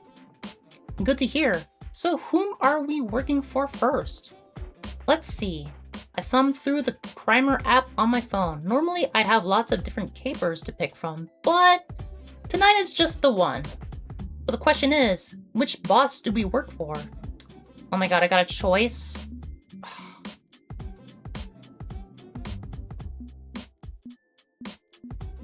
So I'm torn between these 2 characters. He is really cool. I love his motivation. I think he's actually like a really nice character. But I love myself to Tommy over Mistress. Bro, I gotta go where my heart is though, right? And that's being a sub. We're gonna work with the supreme leader of a doomsday cult in service of an eldritch horror. What have I done? Oh, what? Trust me, she's pretty cool, and wealthy, and powerful, and hot. Her for hitching our start, too.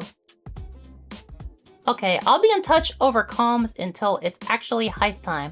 Good luck with the new boss. I love that the cat is like a little black cat, just like Luna. Oh my god. So cute. After accepting the job in Crimer, I sit around waiting for an address or something to hit my inbox. And what should pull up outside this collapsing abandoned building I call home but a goddamn limousine? Followed by a simple, "Your ride is here" message in my Crimer inbox. Well, okay, riding in style, love it. We're being driven off to be executed. We gotta have a little faith to get anywhere, right? Do I get some champagne before I get executed? There's a limousine, right? It takes almost an hour for the limo to... My dog is barking because there's a siren going off. It takes almost an hour for the limo to reach what I can only assume is cult headquarters, an ancient mansion overlooking the sea. I'm led to a sitting parlor by those creepy mumble-mouthed robed cultists. What? This is so cool, man. I love, like, cult stuff. Like, I don't know if... I probably mentioned this, like, at least in my content or, like, in streams in the past, but I love, like, looking up, like, cult stuff. Like, my favorite cult was the Heaven's Gate cult. It's, like, so interesting to, like, hear about that kind of stuff. Not that I've ever, like, been in a cult or want to even be in a cult, rather. Oh my god. Stefan with the Gibson. The Gibson emo. That's so cute. Gibson is a cutie. Gibson, yeah. Are you a cat owner? No, my family traditionally has owned cats, though. I mean, like, I have some cat experience, but mostly, cat experience. I know my audience. I know that they like cats, and I needed a character that Penny could talk to during missions. So, that adorable, grumpy little cat was just perfect. Yeah. You've been into, like, anime and stuff in the past, because you've written fan fiction and stuff based on that. So is Gibson based on Luna in any particular way? I don't think Penny counts as a magical girl. That's stretching it a little. I mean, Gibson's like a black cat that talks, right? It's giving me Luna vibes. I can see it, but yeah. Did Gibson task Penny to become a criminal? You'll get more about Gibson's backstory in the full game. Okay. No spoilers, right? Yeah. And I had one other question. What is your? Do you have any particular fascination with cults? I like eldritch horror. I like cosmic horror because it's really interesting from a psychological perspective to have this horror that's basically indifferent and incomprehensible. Something that isn't evil exactly, it's just more than humanity can process. And it's also really, really good for comedy. Like, there are so many good jokes you can make out of H.P. Lovecraftian type stuff. Yes. I really tapped that hard for this game and for Shadow. I love that, because like I love Eldritch and like Lovecraftian horror myself. Like early on in like my YouTube career, if you're gonna call it that, like I did like an ARG, and like it was heavily based on like Lovecraftian kind of horror and everything like that. So like I've always loved like Lovecraft. I don't know. I don't like the person. Apparently he was like super racist jerk, right? Lovecraft himself is a douchebag, which is why, like, Azathoth in The Shadow over Cyberspace is a trans girl, and I'm sure that makes his corpse rotate at 300 rotations per minute in his grave, and I'm fine. No, I love that. I mean, the old gods, like they're non-binary, right? Like where's like the binary aspect in like giant old gods, right? Yeah, I mean, like, how is there gendering for a god? Now, in Shadow over Cyberspace, there is, but there's reasons for that, and you'll see when you play it. Yeah. No spoilers, obviously, but, like, check those games out, like, anyone who's watching this. And left waiting, with them looming over me, for a good 15 minutes before the lady of the house arrives. It's you, Stefan. Oh, this is the cultist. What's he saying? Interpret this, Stefan. What did he meant to be saying? No, but what is he saying? He's saying, oh, and she understands. Yes, I can see that. You may go third blood omen. I would speak with Larceny.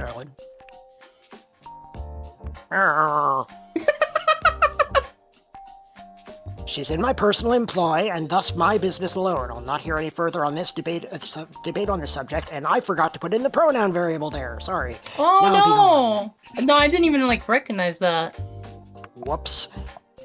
Ah, it's okay. Now be gone.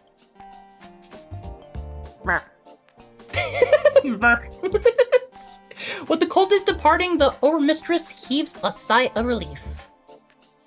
Such a bother. So she doesn't even like her own minions. Not really, no. My apologies for my late arrival, Mix Larceny. I was busy with paperwork for an upcoming charity event gala. You throw charity balls? The Doomsday Cult is in the charity game? The powerful, wealthy elite of this world always indulge heavily in philanthropy. It provides a smokescreen of credibility. Yeah, that's true. Besides, the galas really are quite enjoyable. Fine music, fine wine, fine company, various side benefits. Although arranging them requires endless, boring conversations with world leaders and corporate busybodies. Culminating in being late to this meeting, so my apologies again. Don't you have 11 billion millions to do that sort of mundane work for you? I was figuring an overmistress would spend her time entirely on pleasure and amusement, not policy and procedures. Oh, if only. Would that I could spend all my hours playing violin and reading literature. Alas, my duties as overmistress demand I handle various protocols and rituals myself. And the last time I tasked a minion to handle such matters, somehow our charity gala ended up becoming a blood choir. What's a blood choir? I think of it like karaoke night, but with more knife play. Oh, okay. No, I've been in the BDSM community. I know what that is. Yeah. I've seen that. To tell the truth, I was rather thankful for the inevitable heroic interruption which halted that particular event before things got truly messy. Even if the public relations cleanup efforts afterwards took longer than it would have taken me to arrange the event myself. I don't have such issues with you. I'm looking forward to working with someone outside the cult for a change. I love a woman that, like, gets things done. This is... Ugh. How did you manage to, like, make, like, the best character? Like... No, never mind. Yeah. Maybe... I should, like, just shut up before, like, I reveal too much about myself. She is great, what can we say? Huh. Is she hoping we'll be super clean and precise? Cause, like, you and I both know that's not always possible. Yeah, we should warn her that sometimes shit hits the fan when we're on a job. Play along and agree. We need this job and don't want to annoy the leader of a doom cult. I'm thinking she'd be happy if we're just a bit less knifey than her usual assistants. Oh my god, I want to make her happy. I want to get her on a good side. Agreed, ma'am. Anything you say. Do you want me to get on my knees and kiss your shoes? I'll do it. Oh boy. I like to work clean and precise, in and out like a ghost. They never see me coming or going. Aren't you on several wanted lists? I was under the impression at least someone had seen you coming and going. Well, I try to be a ghost, I mean. Miss Larceny, you misunderstand. I don't expect perfection out of you. A light mix of antics and shenanigans would be rather fun, I think. It's one reason I'm looking forward to our adventures. Okay. I picked the wrong option to get on her good side. I should just been honest. But when the cult engages in antics, there tends to be a body count. That's something I would prefer to avoid. Okay. Oh, nah, no body count. I'm a thief, not a killer. Then I remain unconcerned. I'd love to join you out in the field, experiencing all the thrill and danger myself. Alas, the cult would not stand for any threats to my safety, thus I must remain behind and only imagine the fun. So about, how much longer is the demo? You have to do the entire caper. It's actually pretty long. It's like you actually get into the main gameplay. You don't have to do the whole thing in one stream if you don't have time. It's totally okay. No, we're gonna, like, get through, like, at least the demo, right? But I'm probably going to have to, like, step away for a little bit and call BRB like, feed my dogs in a few minutes, just because they're already barking. Okie dokie. Don't worry, Gibson's got a good comm system. You'll be linked in with me during the job.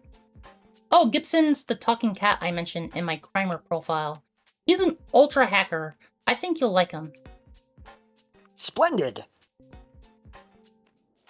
Well, now that we know where we both stand, shall we discuss matters of crime? Ready to rock, my overmistress. Ooh, then let the games begin. Monumental proportions. Have you ever been to the Museum Heroic Endeavors? I visited a few times as a child, part of my homeschooled upbringing. No, I have not. Cult leader learning about Cape history? Know thy enemy and such forth. There's an enormous statue of Captain Infinity towering over the museum, an old enemy of the many-faceted one, according to the scriptures. And we're going to steal it. You want to steal a 200-foot tall stone statue? Should I ask how, or is it my job to figure that part out? Oh, I have a plan. Well, I have some of a plan. The rest of it you can figure out. Somewhere in the building is a vault of dangerous mask artifacts, including Dr. Diminutive's Shrink Ray. Steal the ray, shrink the statue, steal the statue. A simple enough matter. One call it simple, but a pocket-sized statuette is certainly an easier steal. And you're sure the ray gun's on site? My contacts assure me that is the case. This is where my high society leverage comes into play. I can't get you access to the vault itself, but I can confirm it exists. Will that suffice? It's enough. Okay. I'll go case the joint. I'll loop you in on comms in case I need more. Oh ho ho, then let the skipper commence. Heck yeah. Here we go. So that's the gameplay loop. Is basically the boss sends you out on a job. You case the joint to figure out what you're going to do for the heist, and then you run the heist. And the decisions that you make while you're casing will affect how you do the heist. Nice. Okay. Yeah, I noticed when I was picking which boss to take a job from that like there was like 3 little circles to fill in. There's like 3 jobs per boss or something. You do 3 jobs per storyline. So you can either split it across multiple bosses or do them all for one boss. Although I recommend doing all for one boss. It's a better story. Yeah. Yeah, that's probably what I'm gonna do. You could do like 1 for each boss, and that's a unique storyline where it's more about Penny than it's about the bosses. Oh my god, that's so cute. So I'm gonna like take this time to like BRB.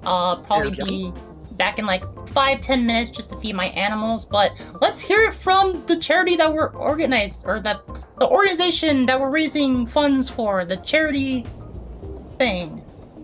I nailed that, right? You think I nailed that? Nailed it. Perfect. No notes. I'll see you guys later. I'll see you guys in like 5-10 minutes. And we're back! Welcome back, everyone, or welcome back, me. Welcome back, myself. Welcome back, Stefan. Hi. So, something that I made an oopsie earlier, I just realized, with that last donation from Mika Rems, I totally forgot I'm supposed to spin this wheel 2 more times. Thank you so much for that $40 donation earlier. I don't know if you're still watching, but I'm gonna keep spinning this wheel until we got 2 more spins. Let's see what we get. Let's see what we get. Will I have to do more exercise? Will I have to be more exhausted?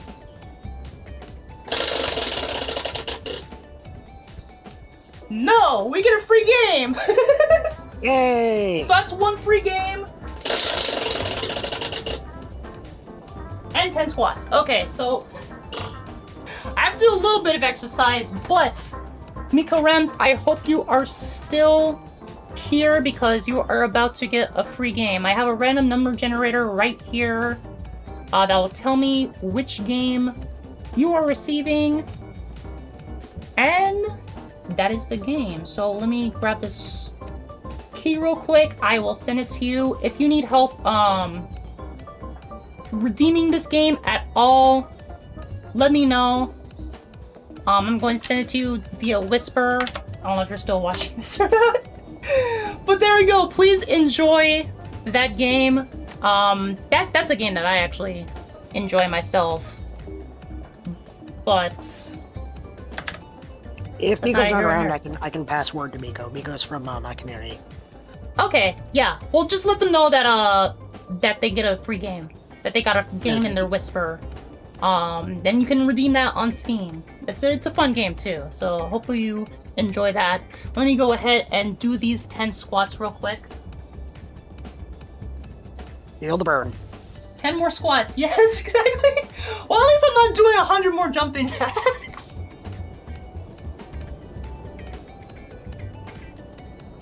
Okay, start over.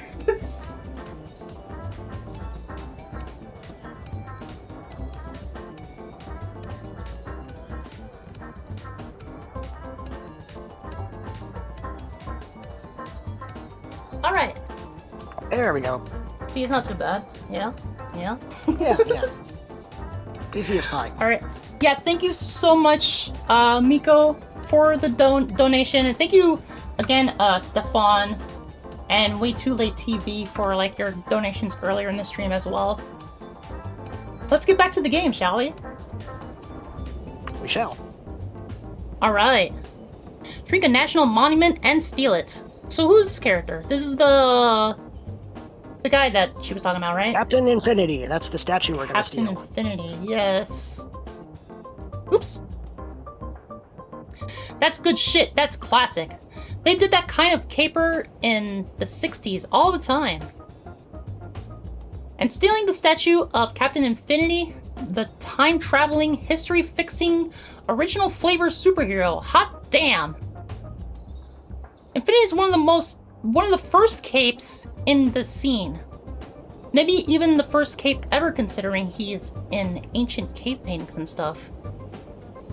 If I can steal his statue, maybe I'll be one of the greats too.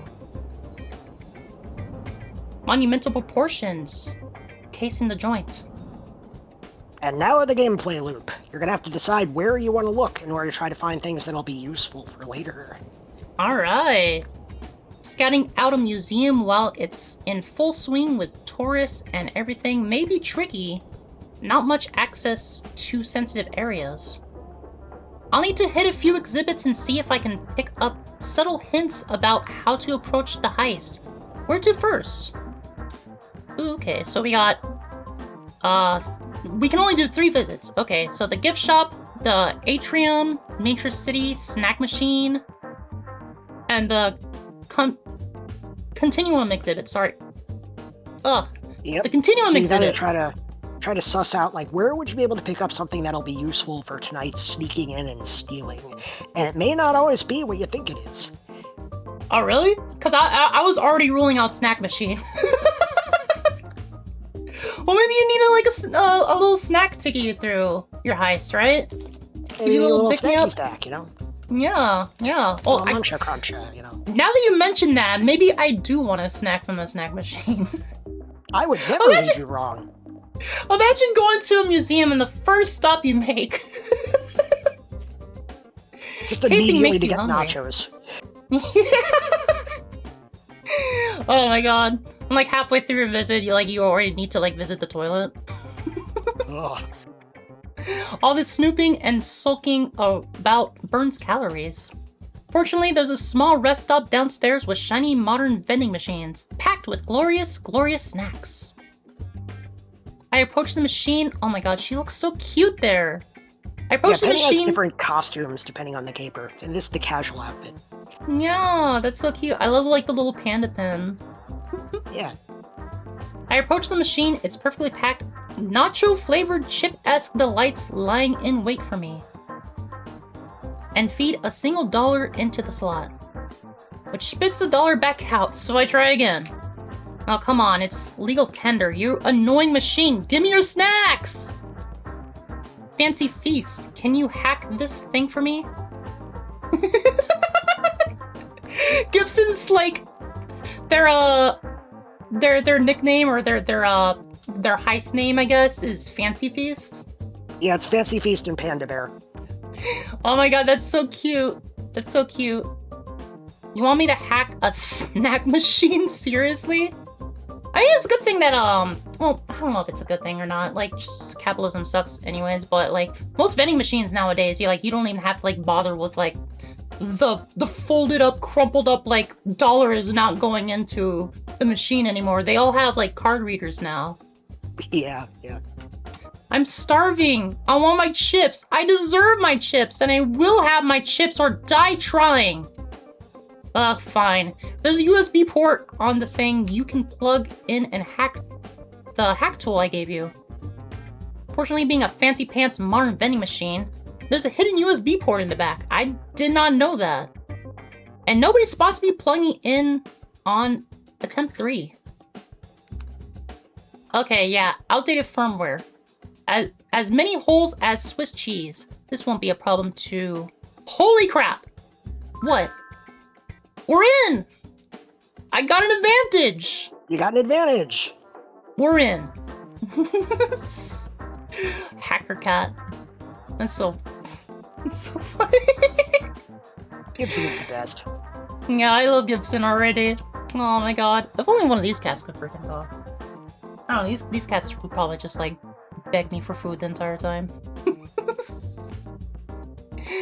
And I don't just mean the snack machine. I can access their entire wireless security network from here. Whoa, alright. That means I can shut down every alarm in the building remotely. You were right, Stefan. The fuck? You broke their alarm system through a vending machine? How? Well, I'm sure it's connected via Wi-Fi, right? The Internet of Things. Actually, if you visit other locations, they drop little hints that everything here works wirelessly. So that's your hint that you could probably get in through some other device. Oh, okay. Yeah, that's the thing with modern hacking and everything is everything is connected via either Bluetooth or Wi-Fi, and it's really easy to hack in and stuff like that. We have we live in a smart house, And like even the front door lock is electronic, so someone can hack in and like take all of our stuff.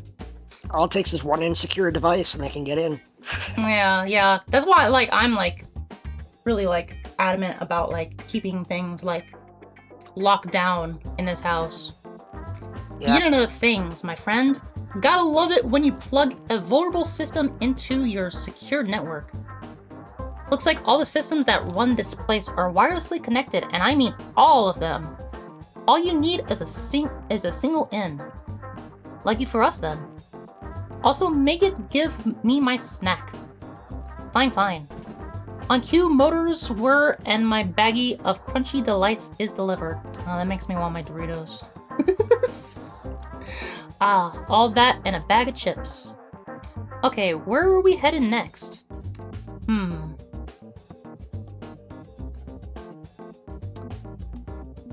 So where do you think you'll get an advantage? You said like the least likely places, and the vending machine not worked always. Well, not always? Okay. Not well, always. my next one that's like lower tier is like the gift shop. I don't think the gift shop would have anything accessible, but who knows? But I'm probably not gonna select that because I don't like gift shops anyways. Yeah. Alright, so fuck that. Let's go to the Matrix City. That sounds fun. Well, you are looking for a shrink ray, so. Yeah. There's a whole mini exhibit on Dr.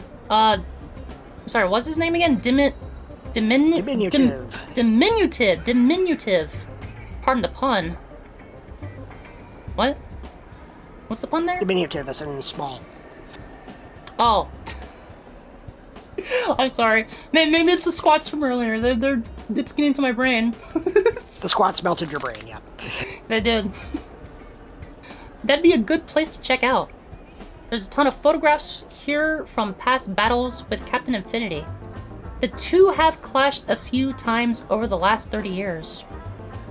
Looks like they moved all his weapons and gadgets elsewhere, and as predicted. But still some good details on his crime and methods. Oh my god, the whole outfit. Wait, if she's like poor, how can she afford to look so fab? This is our only civilian outfit. Oh. Spent all the money on the one outfit. No, I can relate. Shrunken vehicles, shrunken mountains, all the trimmings of a shrunken city. A tribute to the time he shrank Des Moines. They restored the city to its original size. This is just a scale model, but wow, that's a hell of a shrink ray he was packing. In fact, if it's that powerful and dangerous, maybe I should get more details before I start firing the thing myself. Panda Bear to Crimson Rose. Do you copy? Over. Crimson what? Code names. They're neat. It's a rather elegant code name, I suppose. Very well. Yeah, it fits her pretty superbly. Do you actually know how to use this shrink ray once I get it? I assume you pointed at the Captain Infinity statue and pulled the trigger? That's a big assumption to make when you're using mad science gadgets. It could, I don't know, blast me back in time or something? I see. Can your feline friend patch a call through for me? I'll put you in contact with the good doctor. Wait, you can do that? Isn't he in prison for 11,000 years or something? And your overmistress has the leverage and connections to put an untraceable call through to him. Sweet. Okay, link it through. Oh, okay. I volunteered to the doctor.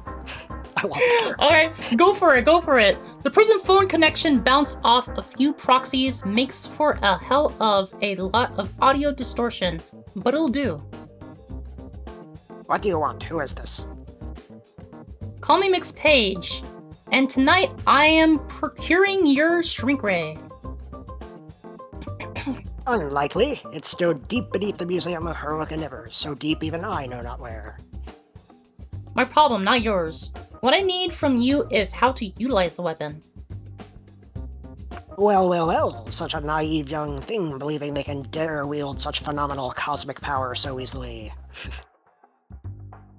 Tell me, child, what tortured past have you endured that would lead you to unleash the ultimate in atomic manipulation? Perhaps I'll tell you, perhaps. Come into my web, said the spider to the fly, and let us have tea and ladyfingers. Oh, for crying out loud, just threaten the guy and let's get on with this. We could probably cut through his bullshit if you told him what you want it for. Is he seriously doing the enigmatic mastermind shtick? Fine, play along. Yeah, let's play along. Oh, my tragic backstory of woe. I don't know if you are prepared for the edgy and dark tale which I am to tell. The human mind is a fragile thing. Tell me, little lamb, what shattered you to such a degree? My parents were murdered when I was but a babe. I lost child adrift in a cruel world. My aunt and uncle proved to be uncaring and unforgiving. I was locked in a cupboard under the stairs whenever I disobeyed. And now you lash out at the world in your misery. Clearly you... Wait, that's just Harry Potter. I was about to say, is that just Harry Potter? No, it isn't. Yes, it is. What next? Your long-dead father actually killed all the Jedi or something? Look, just tell me how to use the shrink ray, or I'll keep calling you again and again until you're sick of me. I'm sick of you now. Fine. After you fire the ray, flip the yellow switch to activate the power limiter or it'll overload. Happy? Happy. Is that Solid Snake back there? The twin snakes. Now don't ever call me again, you're no fun.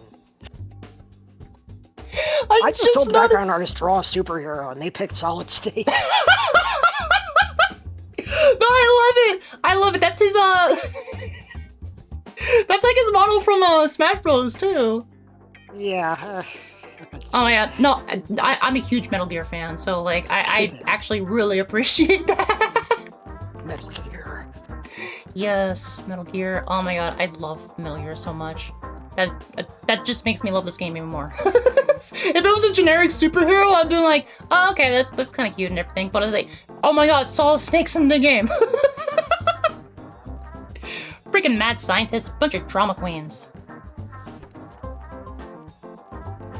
Okay, where are we headed next? Okay, so we got one more visit left. I swear to god, if the shrink ray is just in the gift shop, I'm gonna be pissed. Because I'm not picking the gift shop. They're just selling the shrink ray. Oh, here it is. I guess we don't need to do the caper.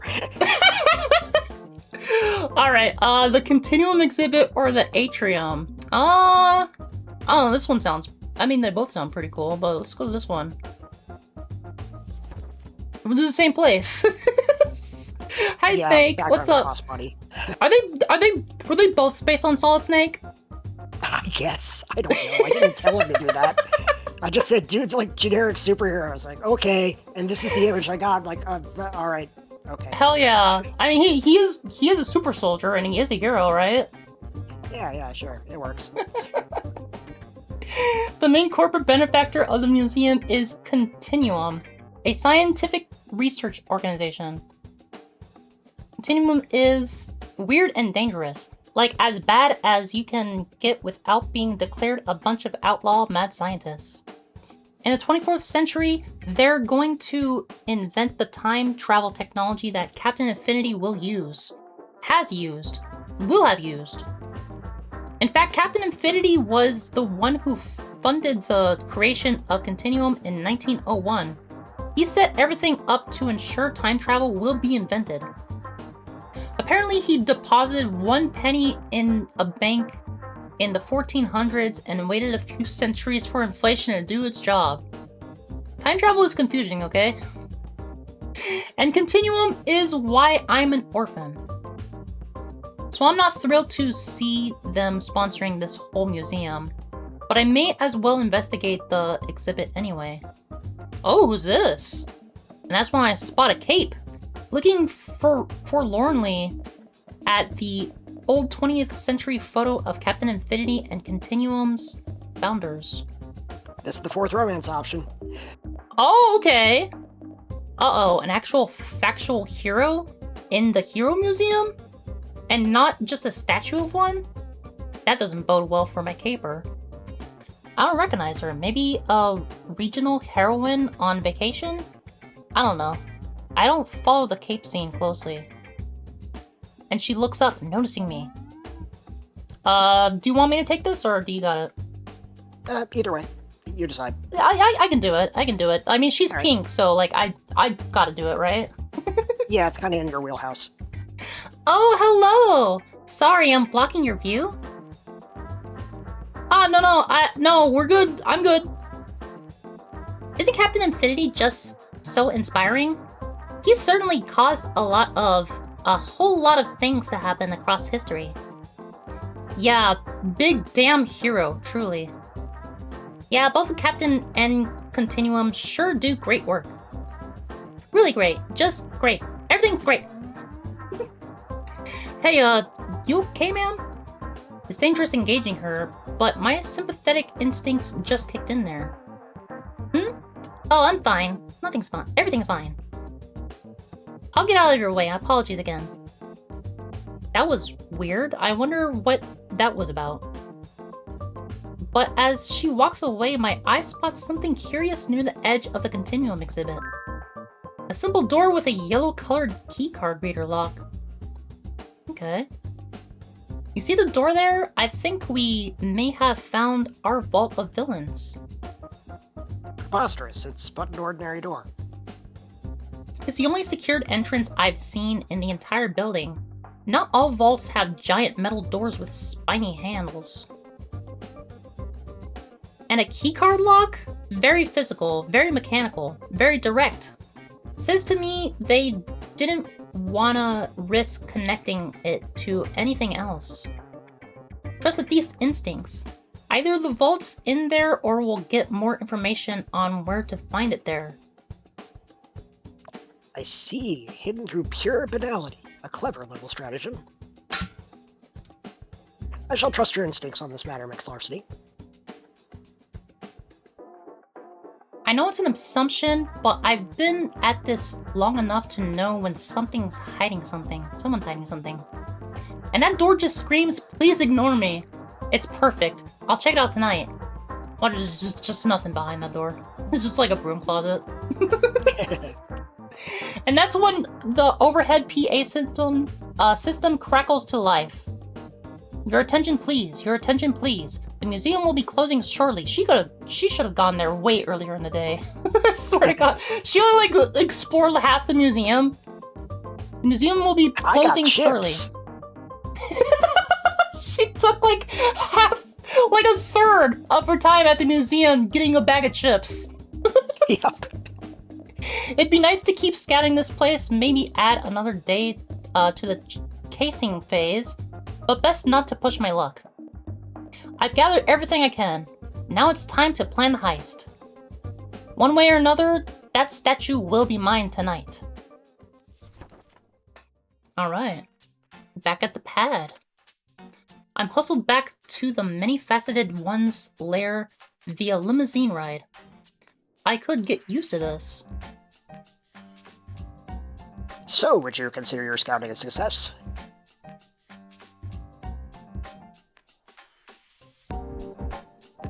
Love the music. Yeah, sorry, I'm bummed for a second. Absolutely. I've got a plan of attack and a statue to steal. Excellent. Walk me through the steps. What's going on here? Oh, I got a email. I'll check that out later. Not important right now. Behold, the Museum of Heroic Endeavors, a tribute to all things capey. And Captain Infinity in specific. It's a rather crude representation. Don't question my artistic muse. Now then. I have a few possible entry points. A skylight, a fire exit, even the front door. I suggest the front door. It's bold and daring. I had a feeling you would. Gibson took control of their alarm systems by hacking a vending machine, so it'll be easy. An impressive act of subterfuge. Your feline companion is formidable. Yeah, I think hacking the vending machine was like probably like the best move that we could have done. Yeah. I believe I've located the vault. A secure room near the Continuum exhibit. Continuum is dangerous and secretive, and that's coming from me, a cult leader. It makes sense for the research to be conducted on site in secret and near their exhibit. Good. Once I get the shrink ray from the vault, I sneak back out, target the statue, pull the trigger, and Captain Infinity becomes fun-sized. The power of Captain Infinity in the palm of my hand. I look forward to it. Ooh, a fine plan, Mix Larceny. Perhaps not flawless, but what fun would that be? Go forth, my underling, and enact my will upon this world. So, I have another quick question, Stefan. Maybe you know the answer to this, or maybe you don't. Is there fan art of your characters, or any of your characters that you created? There's been a few pieces of fan art here and there. Mostly folks from within my community doing, like, goofy stuff. Oh, okay, yeah. That's cute, that's cute. I want to see fan art of her, for reasons. Oh, yeah. Yes, understandable. Yes, my overmistress. And just Tanner wrote a fic, that's true. Oh, just Tanner wrote a fic! That's awesome. From this game or, arcade? From this game. Oh, sweet. Maybe I'll check it out after I finish this game. I am really loving the characters and everything so far, like, I mean, everyone should know my favorite character so far by now. Yeah. We're well aware. Look at Captain Infinity, all smug and stone-faced. You're going in my pocket by the end of the night, buddy. I've got the tools, I've got the skills, and I've got a hacker cat in my backpack. I can't lose. Don't worry about Gibson. He's safe and sound back there. We've got all this figured out. Oh, a double zipper with soft tabs on inside, air vents, armor plate in front pocket, cramped bot room tooth loaf. Aww. A good thief comes prepared, and I am very good thief. I'm a very good thief. Gib is snug as a bug in a rug, see? Most of that was his design. He knows his needs, and I'm only happy to keep him comfortable when I'm busy running and climbing and stuff. Yeah, I didn't want any actual animal endangerment. Yeah, of course. Oh, I should explain something before we start heisting. See that Crimer rating up in the corner? Crimer app is going to start evaluating me during the caper. That's interesting. That's the gameplay mechanic. No, I'm thinking from like a real world perspective, like a real time like diagnostics of like how you're doing and everything on like a particular crime spree. Starts at 0, but I'll gain stars as we progress and do things either really clean or really awesome. Got it? We good? Okay, onward. Actually, I would really hate like a rating system like this for something like Uber or something. Or just like drop stars off. Yeah. Yeah, I know. Like usually it's like safe for the end for like the customer to like put up a star value or anything, but like if the app starts rating you, like that's dystopian. That's straight up dystopia right there. Okay, so this place isn't exactly hard to break into. Wasn't worth scouting that out. Just pick an entry point. Wasn't the front? Didn't we say the front? Right to the front door. That's what the mistress wanted. Yeah, I'll do whatever she says. Okay. Hell yeah! I'm a boss and I own this place. I mean, I still peek in through the glass to make sure I'm not waltzing right into the arms of a dozen security guards. There's not security cameras or anything, right? Right, Gib? Well, Gib's got control. Please, Gib, don't let me get caught. But everything looks quiet in there.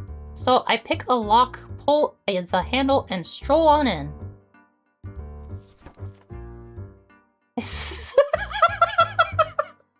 Every time I see Solid Snake now, I'm just like, oh my god. Can we steal him too? Can we steal him? I'll keep him in my little house. There's not enough room in the backpack. Well, No, I can shrink him. Right? That's true. Yeah, put him in my back pocket. We'll take him home. See, nothing to it. Oh shit, someone's coming. Huh, could have sworn. He pulls out his phone using a network app rather than a walkie-talkie to check in. Going on patrol. Probably nothing, but we'll see. Okay, so probably not the best move. But that's fine, I can move carefully and keep an eye out for that guy. Ooh, I got a star! So is it like different colors, or did I do good? It just, you get star after star depending on how well you do in the heist. Although there's no penalty for getting a low rating. Oh, okay, yeah. Well, I wasn't sure because it was like a silver star. I wasn't sure if like, oh, is that like second best? As I move about the place, I hear blissful silence. All the alarms shut down, thanks to Gibson's hackery and that snack machine. That guard is on patrol, so I still need to be careful. But at least I can't trip any alarms as I'm searching the place. That's good. Ooh, nice! As for the vault, well, I know where that is thanks to my scouting. Yeah, there's a lot of little alternative paths through this heist depending on what information you do or don't know. Yeah, I can tell. I stroll on over to the Continuum sponsored exhibit, confident as can be. Wait, what the? It's gone. There's no door, no keypad, no door, nothing.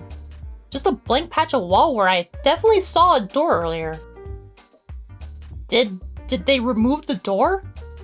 No way, I'd see, I don't know, plaster or fresh paint or something. There's just nothing. No door and no hint a door ever existed. I watched the footage from your camera contact lenses twice now. There was a door here. Dunno. What to tell you. Maybe it's hidden? Maybe... Wait. I'm picking up the resonance of continuum technology through my visor. Hide, quick, it's activating. What? The space in the room gets weird for a second, distorted, and then the door is back, right where I first saw it. Hidey time! So where does she go when she hides? Does she just like dive behind something or something? Yeah, she just ducks for cover. It'd be really funny, and I'm saying this because there's Solid Snake here, if she like got into a cardboard box. Orange. Yes. The ordinary clunk-clunk of a door handle and the ordinary squeak of ordinary hinges follows. Oh. As a researcher in hazard gear steps out, taping a cigarette pack to their hand before swerving to head to a fire exit. The tobacco industry. Leaders of both lung cancer and people taking smoke breaks so thieves can find secret doors.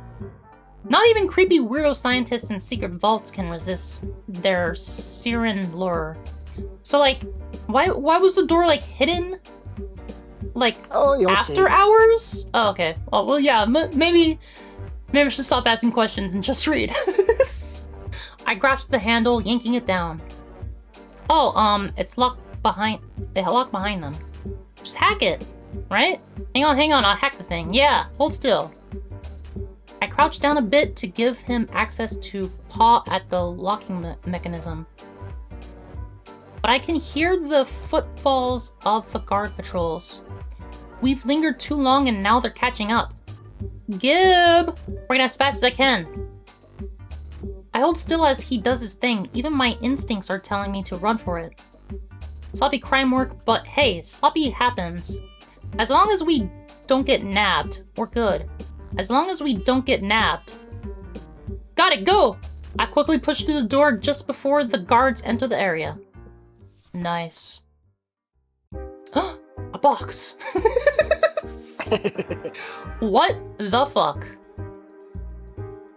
This is huge! The vault must be twice as large as the museum itself. Oh, a strange and impossible space. Now that's some eldritch nonsense I can get behind. How is this possible? I mean, it's easily twice as big as the museum itself. Likely mad science from RealWare, Continuum's biggest competitor. They've been trying to develop artificial realities for years, sort of an interdimensional real estate grab. Not my area of expertise, but I can appreciate space bending all the same. Like Riley and Warehouse 13 had a baby. Fuck. It could take me weeks to search this place for a single ray gun. I think we're screwed, my overmistress. Now that we have access to space, perhaps I can cast a divining charm on your comm system. Oh. Wait, magic is real? You can just do that? Indeed, the Sanguinomicon is a powerful book of spells. Dangerous to use, so I prefer to avoid it. Plus, there are dozens of terms and conditions on the rituals, so it's rarely useful, but... Yes, occasionally, sometimes magic is real, and other times it's smoke and mirrors. Honestly, I dislike relying on the Sanguinomicon, but they should enable you to sense the location of our quarry. And it works over wireless comms? That does not make any rational sense. In my line of work, rationality is overrated. I'll need some time to enact the ritual. Stay safe. I was about to say, like, you can't be rational when it comes to, like, Lovecraftian shit. Yep. Great. Just great. Now we're relying on the divine machinery of the Elder Gods. Okay, time to tuck myself behind a crate and hide while waiting to find the ray gun. There are still researchers wandering around this maze of archived artifacts. At this ungodly hour, I can't risk being spotted. I haven't been the smoothest criminal, but that's cool, right? And the rest of this should be a cakewalk. Oh crap. Halt, evildoer! And that's exactly the moment when a hero blocks my path. This is the song that I recognize. This is the trailer song, right? Yeah, this is one of Star's best songs on the album. This song rocks. I've been listening to this song myself. I love electro swing. Yeah. Farsight, Cape Book Crusader. Farsight has arrived and on the scene to stop your nefarious schemes. Prepare yourself for battle, you wicked villain. I know every combat move you'll make before you make it, and you cannot win. I don't really fight people. I'm more of a sneaky thief type than a martial arts type. Do we really have to fight? Feels like it'd be kind of one-sided. Well, I mean, if you just want to surrender, that's okay. I'd be okay with that. Yeah, no, that doesn't work for me either. Nope, not a fan of that. How about something other than you kicking my teeth in and I give up entirely? Like, let's put some more options on the table. We can workshop this a bit, figure it out together. Yeah, at this point I'm just trying to confuse her by some time while I figure out a smooth exit from this situation. I wasn't gonna kick your teeth in. I mean, that's kind of brutal. That's what a mask would do. I'm a mask, and I don't kick anyone's teeth in. You're thinking of Tooth Kicker. That guy's an asshole. I'm not saying you do. I'm saying I'm, Oh, wow. What is going on with her? And she staggers on her feet while grasping at her head, trying to deal with sudden onset migraine agony. It's a trick! They're dangerous! We should kill them! No, we don't kill in this timeline! We're a heroine! Excuse me? A timeline? Her eyes start glowing in a swirling shift of colors my eyes have trouble trying to parse as the pain grows more intense for her. They're trustworthy. They're a risk. They're an outsider. They care about us. No, they're going to run. Shut up! It's too loud! Hey, you okay there? All of you just be quiet and let me think. Look, if you need a moment, I can just come back later. It's cool. No, I'm here to stop you. So I'm going to stop you. You're going to rush at me, and no, you'll use your smoke bombs and no bombs? Didn't you use them on you? What did they do then? Shush, I can't hear, you're all too loud. Okay, I should really get the hell out of here while she's arguing with herself. Self-preservation above all else, right? What do you think? Well, she's a pain. I say she's in pain. Not she's a pain. I say have some sympathy and help her out. Run for it. Think of the job. This is an opportunity to safely escape a hero.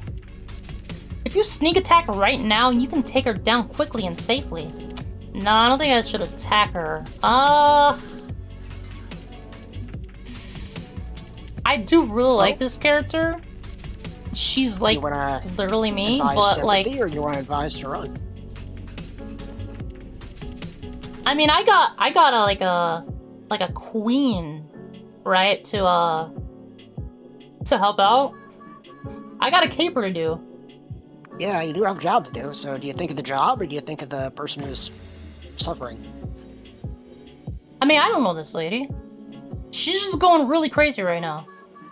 Your choice. I'm gonna get the hell out of here. I should really accept the opportunity in front of me and bail. But, okay. I don't often do this, but I need to veto and I think you know why. If everyone abandoned me when I was hearing your voice in my head, I wouldn't be here right now. I want to be here for her. Okay, so my choice didn't matter in the end, right? Well, Penny's got her own reasons for doing things, and she may not always agree with you. Alright, I'll give it to Penny. This lady seems like... Well, she seems like batshit insane right now. But she's a person, right? She's a person. That's really nice of Penny. A lot nicer than just booking it for the job, right? Yep. I was just doing what I was told. That's like what all the bad people say, right? Well, you are. Hey. Deep breaths. Calm down. Center yourself. Count from 5 to 1. I can't. 5 to 1. Trust me. Taking a breather is good for anxiety. 5, 4, 3, 2, 1. Okay. We good now? Yeah. It's my superpowers. I'm in touch with millions of other micro variations of our timeline, exploring the possibility of every moment. Micro what's-its? Tiny differences. Okay. So this is getting my brain worrying right now. So when you replay the game, does she remember? Maybe. That's all I need to hear. That's all I need to hear. That's fascinating. Oh my god. Tiny differences. If I have coffee instead of tea, it won't divert all of history, but it's still a micro variant I can observe and collapse. But sometimes my other selves get really overwhelming, and today's been especially bad. And who are you exactly? Oh, I'm Penny Larceny. I'm a thief. Pronouns they, them. Pleased to meet you, thief? I'm Farsight, she, her. I'm a heroine, but you knew that already. I love your costume, by the way. Thanks. It has pockets. Okay, I'm glad we talked to her. It has pockets. It does. Oh my god, I love outfits with pockets. I was just dressed freaking had pockets. Yeah. So Farsight, level with me. You wanna reschedule this do-gooding for a day when you're feeling better? Pick it up tomorrow, maybe? I mean, I would still like to get out of this, even if I genuinely sympathize with her problem. I don't think I can do that. I appreciate the help, believe me, but I'm here on official hero duty. I got an anonymous tip on Capebook that a villain would attack here. The hell? Nobody knew I was coming here. Who could have tipped you off? It's pretty common, actually. Have my best villain thwartings come from Cape book tips. I'm gonna file that factoid away for a rainy day. That's a thread worth picking at. So, how do we handle this now? Me just attacking you after all of that feels kind of awkward. What are you doing here, anyway? What's your evil scheme? Don't you feel the urge to tell me your entire nefarious plot? Oh, I'm trying to find a shrink ray so I can steal the statue of Captain Infinity. What? That's a crime! Yeah, I'm a criminal? No, I mean, it's wrong. You'd be destroying a symbol of hope for so many. Captain Infinity is my favorite hero. I can see through time. He travels through time. We wear the same goggles. Really? I just thought you were a steampunk or something? No, they're Captain Infinity's goggles! I mean, a similar make and model at least. Captain Infinity founded Continuum, and I got my powers in a Continuum lab experiment gone wrong. Really? You too? What? I've got a similar superpower, but mine's just one voice in my head, not a million. And I got it at a Continuum lab too. Seriously, you can see through all the timelines? Not exactly. Mostly I have this one very insistent voice telling me to do things. That's you. That's concerning. It is me, yeah. Yeah, oh my god. You're a superpower. How is she saying that my one voice is concerning when she has a million voices at once? Yeah, but you tell Penny what to do. Oh, okay, yeah. I mean, she doesn't always listen to me, though. Yeah, true. Well, even so, you can't steal the statue. Surrender immediately! You're being illegal! Geez, now I gotta find a way to dodge Farsight while waiting for the ray gun's location to be revealed. How do you stall out a cape who can predict your every mood by move across timelines of the Gigaverse by confusing her, right? She's predicting your moons based on time, and I'm weirdly outside of time. Let me direct you. Keep her chatting to distract her. She's too friendly to just jump you in the middle of conversation. Pretend to surrender and you'll escape a pair of handcuffs, right? I'm pretty sure she'll predict something like that. So how are you gonna handle it? I mean, I would say, like, confuse her. I guess distracting her is, like, the next best thing, right? Yeah, it's basically confusion. Okay. Hey, is that jujitsu? Aikido? Wing Chun? What?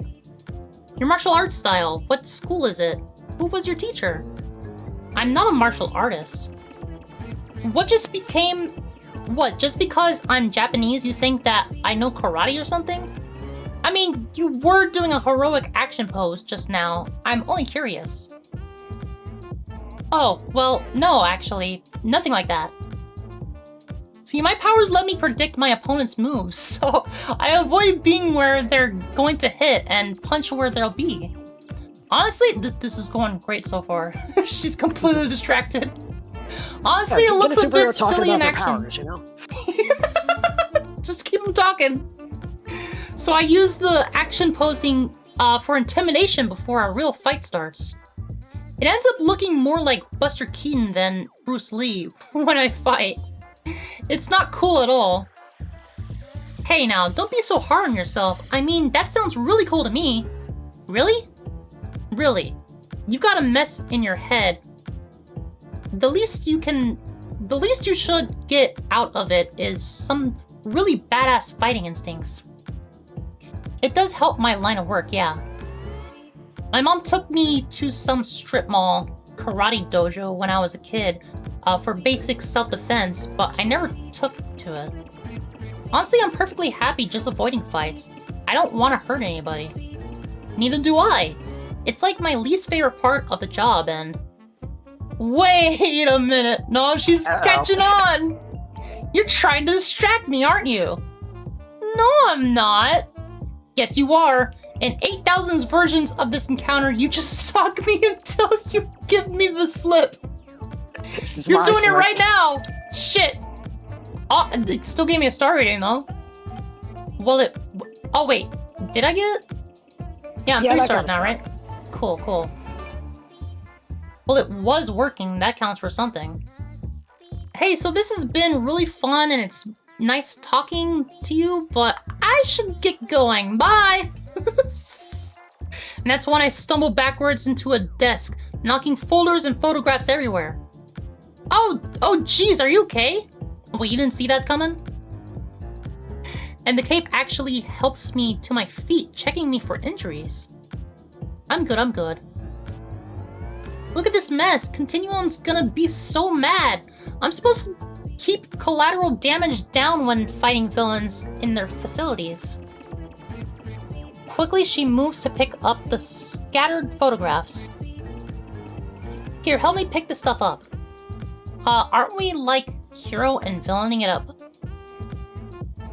That can wait. All the stuff in the vault of villains is classified, maybe even dangerous. We need to...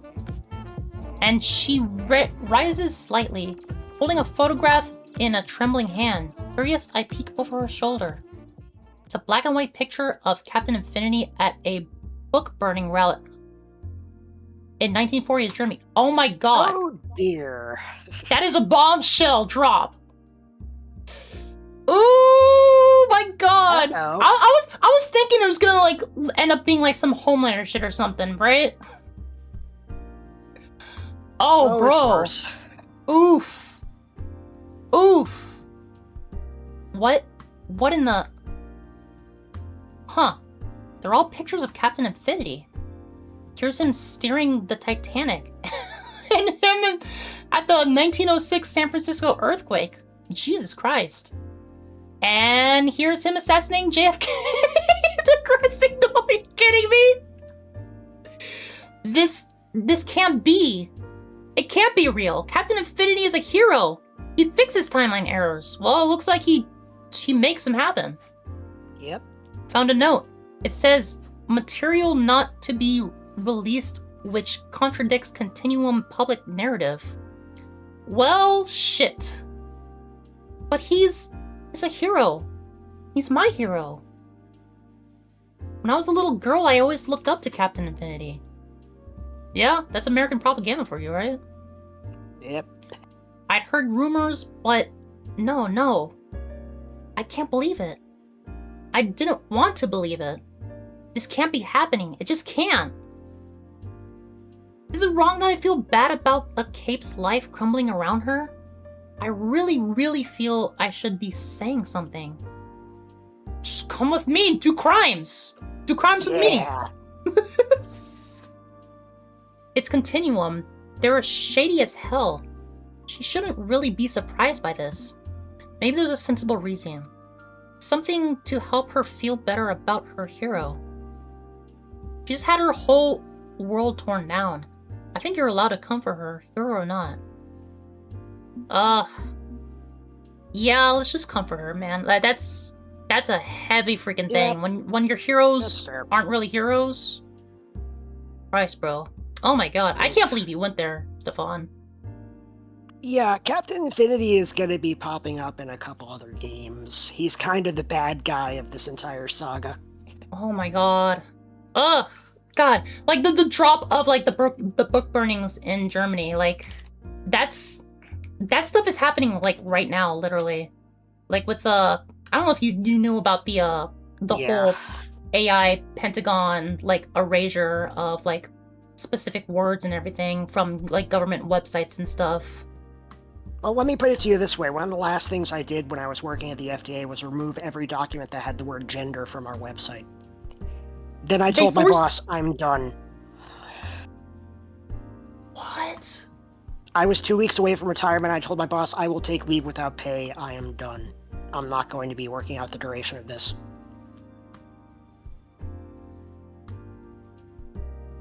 No backups. They just delete literally the document. made you and all the employees do that kind of stuff. At 9 p.m. on a Sunday.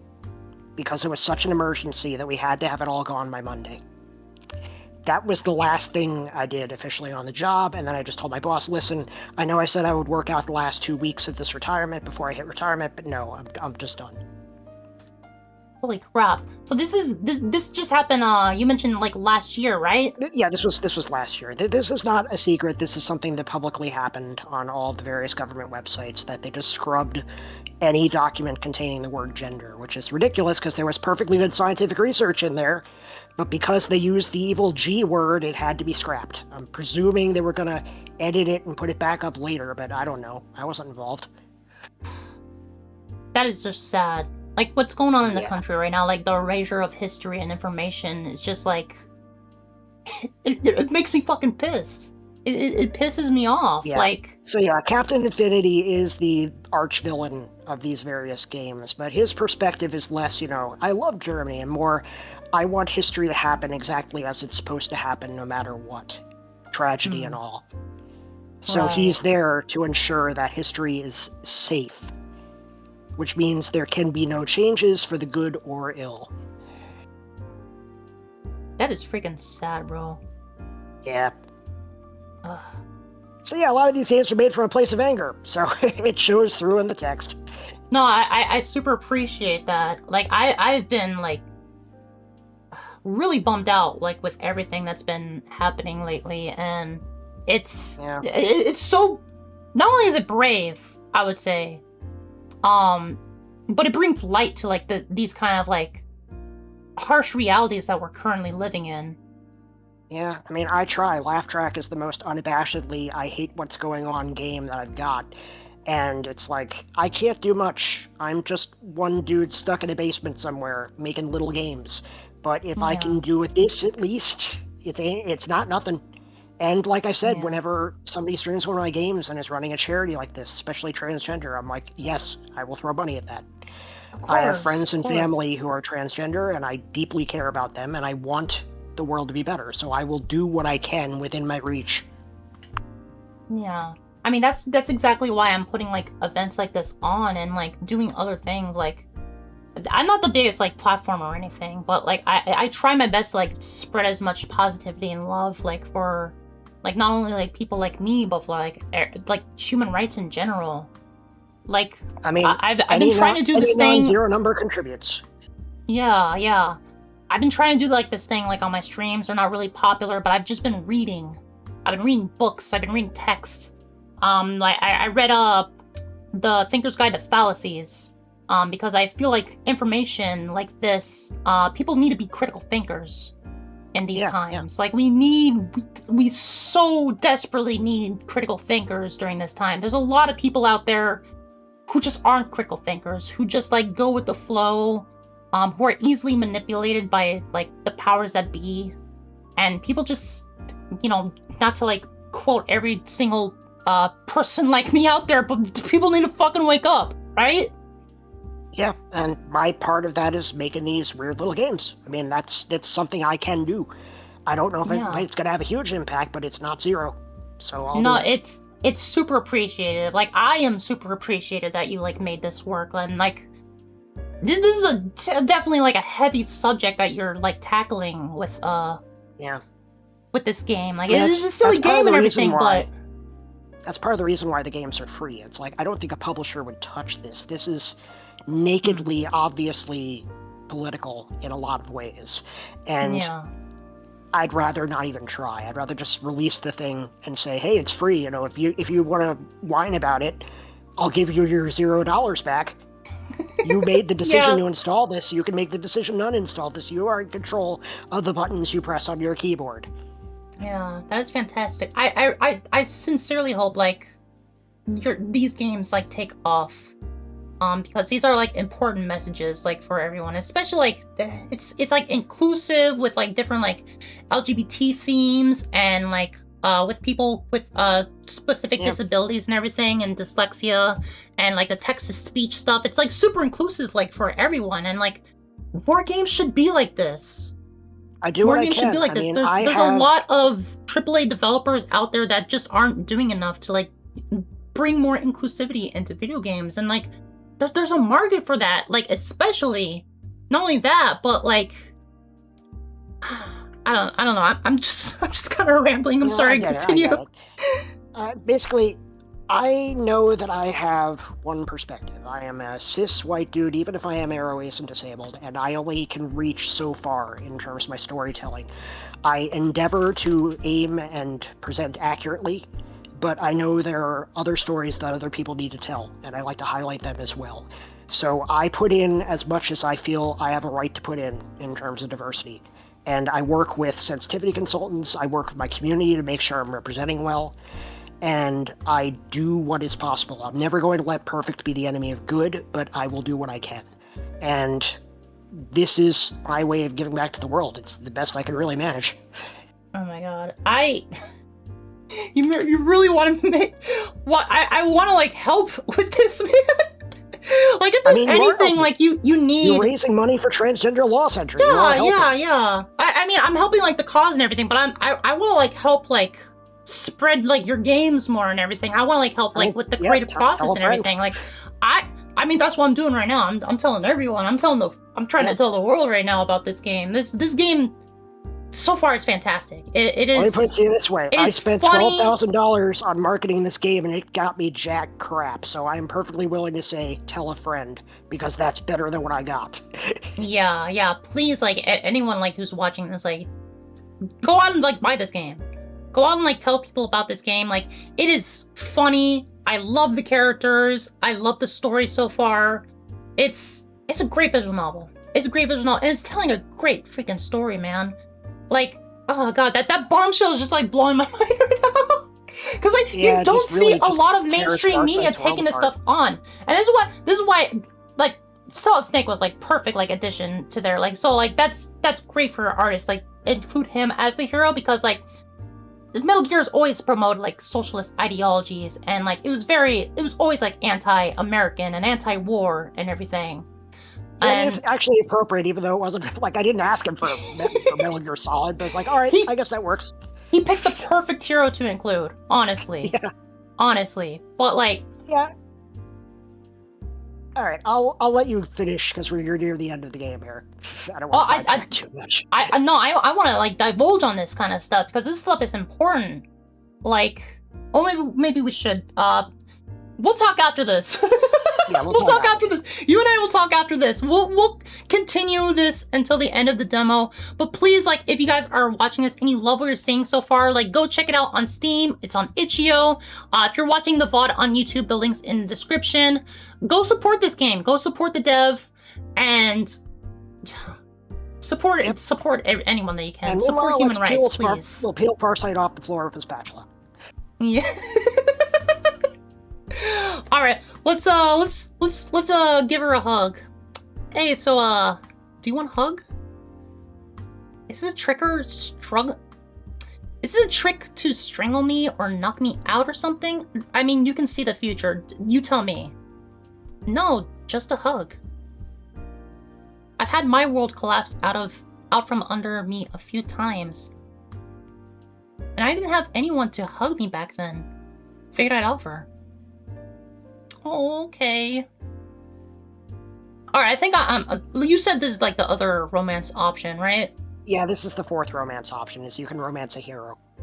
I think I switched. I think I switched from my dommy mommy to Yep. Oh my god. It's tricky because you gotta like find her. She's only in a couple of the capers. Oh, okay. So I offer her a big hug. She's trembling, sobbing lightly, but slowly comes around. She's very soft. Better? A little. Thank you. You're very kind for a criminal. That's me, Penny Very Kind Larceny, masked hugger, thief of hearts. That's kind of cute. Almost makes me forget you're a villain and stuff. But that leaves the question of what to do with the evidence that Continuum hid away to protect their golden boy.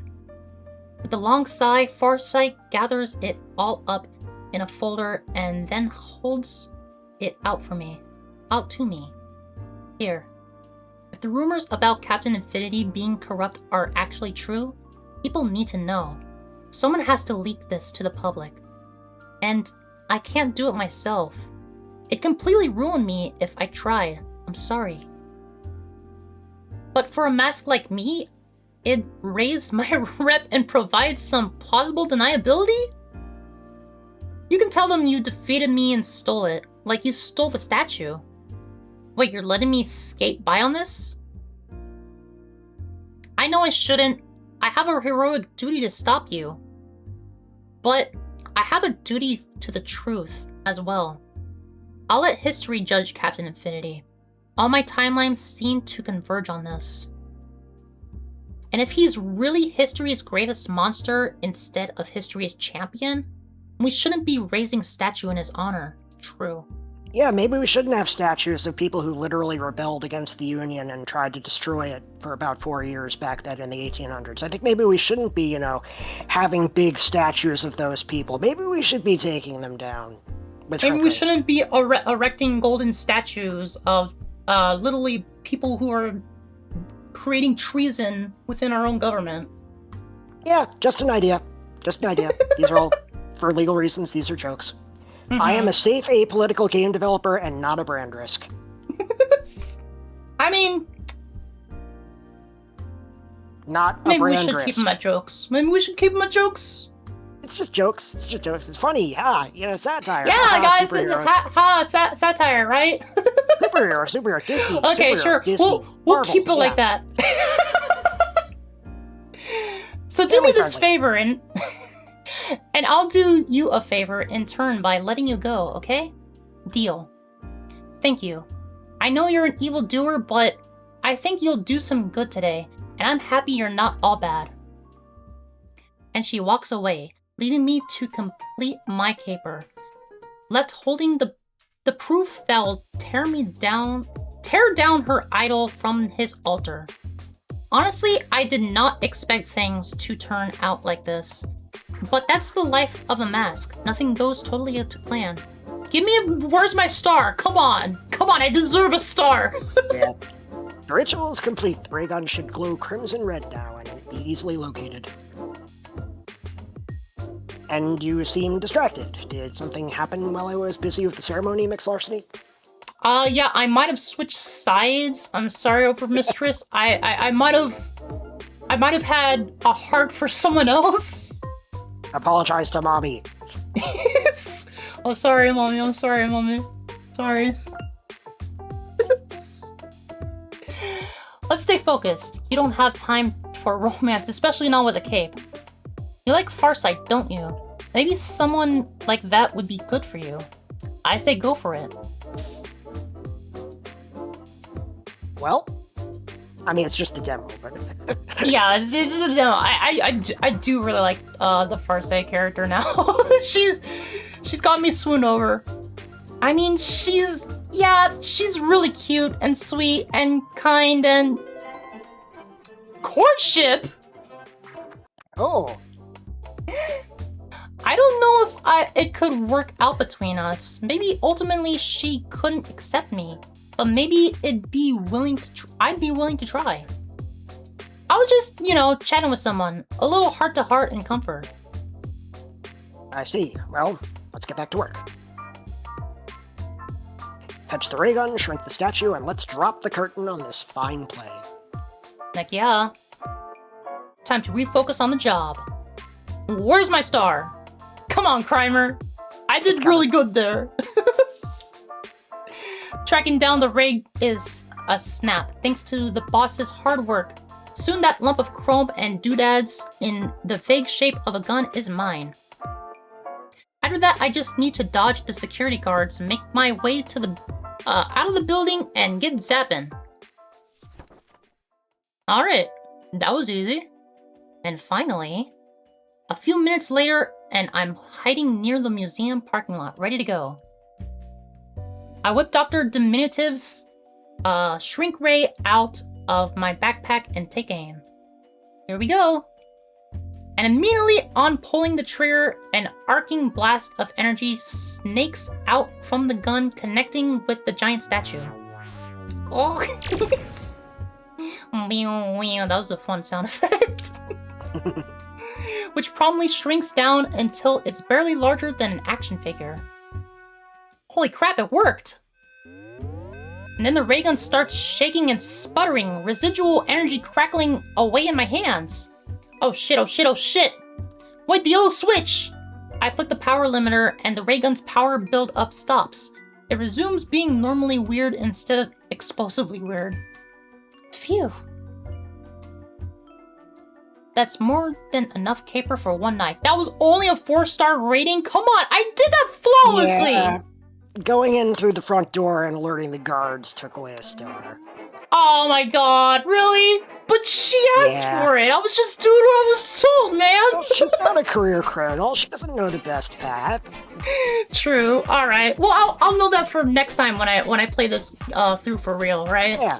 Or you could deliberately aim for 0 stars, which is harder than it sounds. Wait, if you get 0 stars, can you? If you get 0 stars, like what happens? Do you just completely fail it? No, you just the caper's just incredibly sloppy. You still win, but it's like, wow, you just really just bungled left, right, and center and got 0 stars and get an achievement for it. You just Jar Jar Binks your way through the heist? Pretty much, yeah. Funny. Such a glorious victory for your overmistress. The museum pilfered, the statue shrunk, and a hero humiliated. What's more, you even secured proof that Captain Finney is hardly the hero he claims to be. This will make perfect blackmail material for future power grabs by my cult. We'll have a hero by the gonads! I kind of promised Farsight I'd publicize the information. That was a deal. Your overmistress has her own designs for this cornucopia of incrimination, and her deals carry far more weight. No way, we were honest with Farsight. We have to do the right thing. Let's not get the overmistress mad at us. Let it slide. Yep. Okay, sure. Just let her have her way. Yes, my overmistress. Farsight won't be happy, but she doesn't have to know we let her down. We'll just not bring the subject up again. I'd say we've had a fine first outing, Miss Larceny. Here's to many more, yes? Should you choose to accept one of my contracts again, of course. As for your well-earned reward, let's see, I believe I do that through the Crimer app.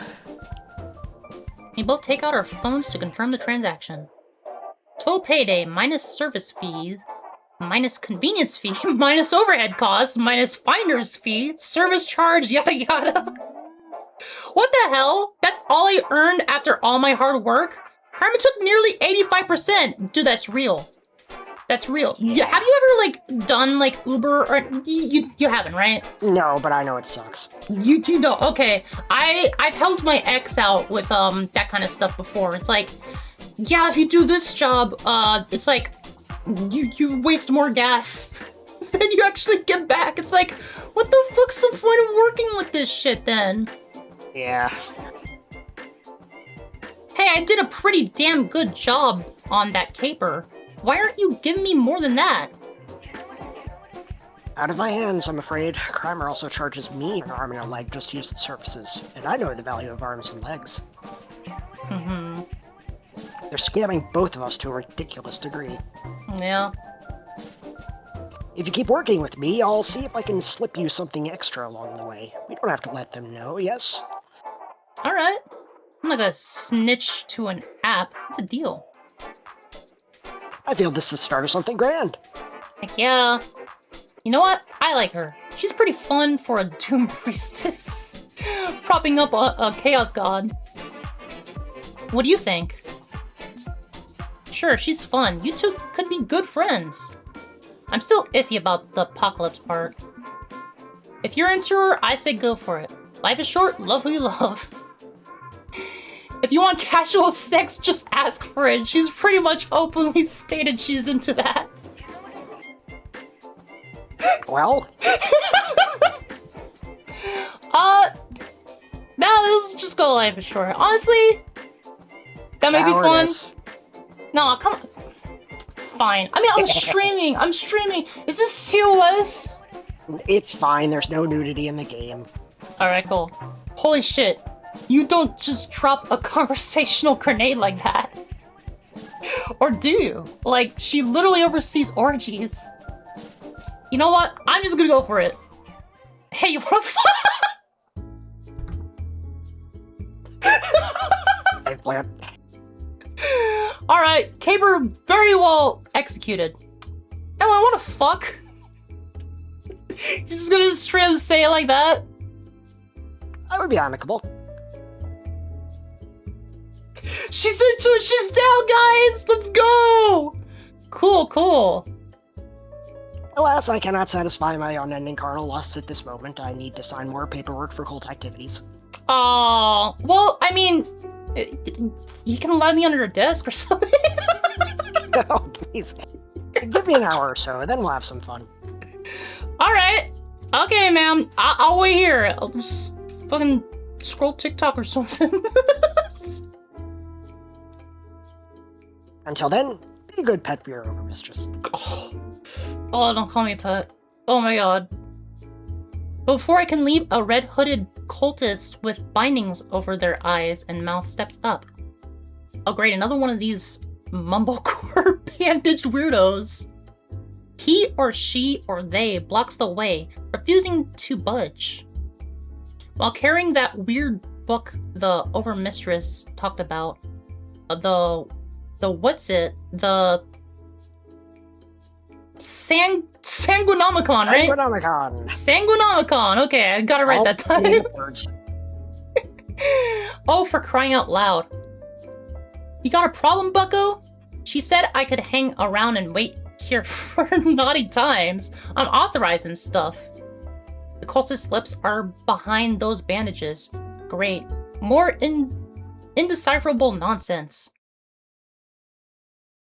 What the fuck? You think you have control? You think you shape their narrative? You guide their steps from afar, but you cannot save them from our wrath. You are a powerless outsider, but you are still one. You are only one facet, only one.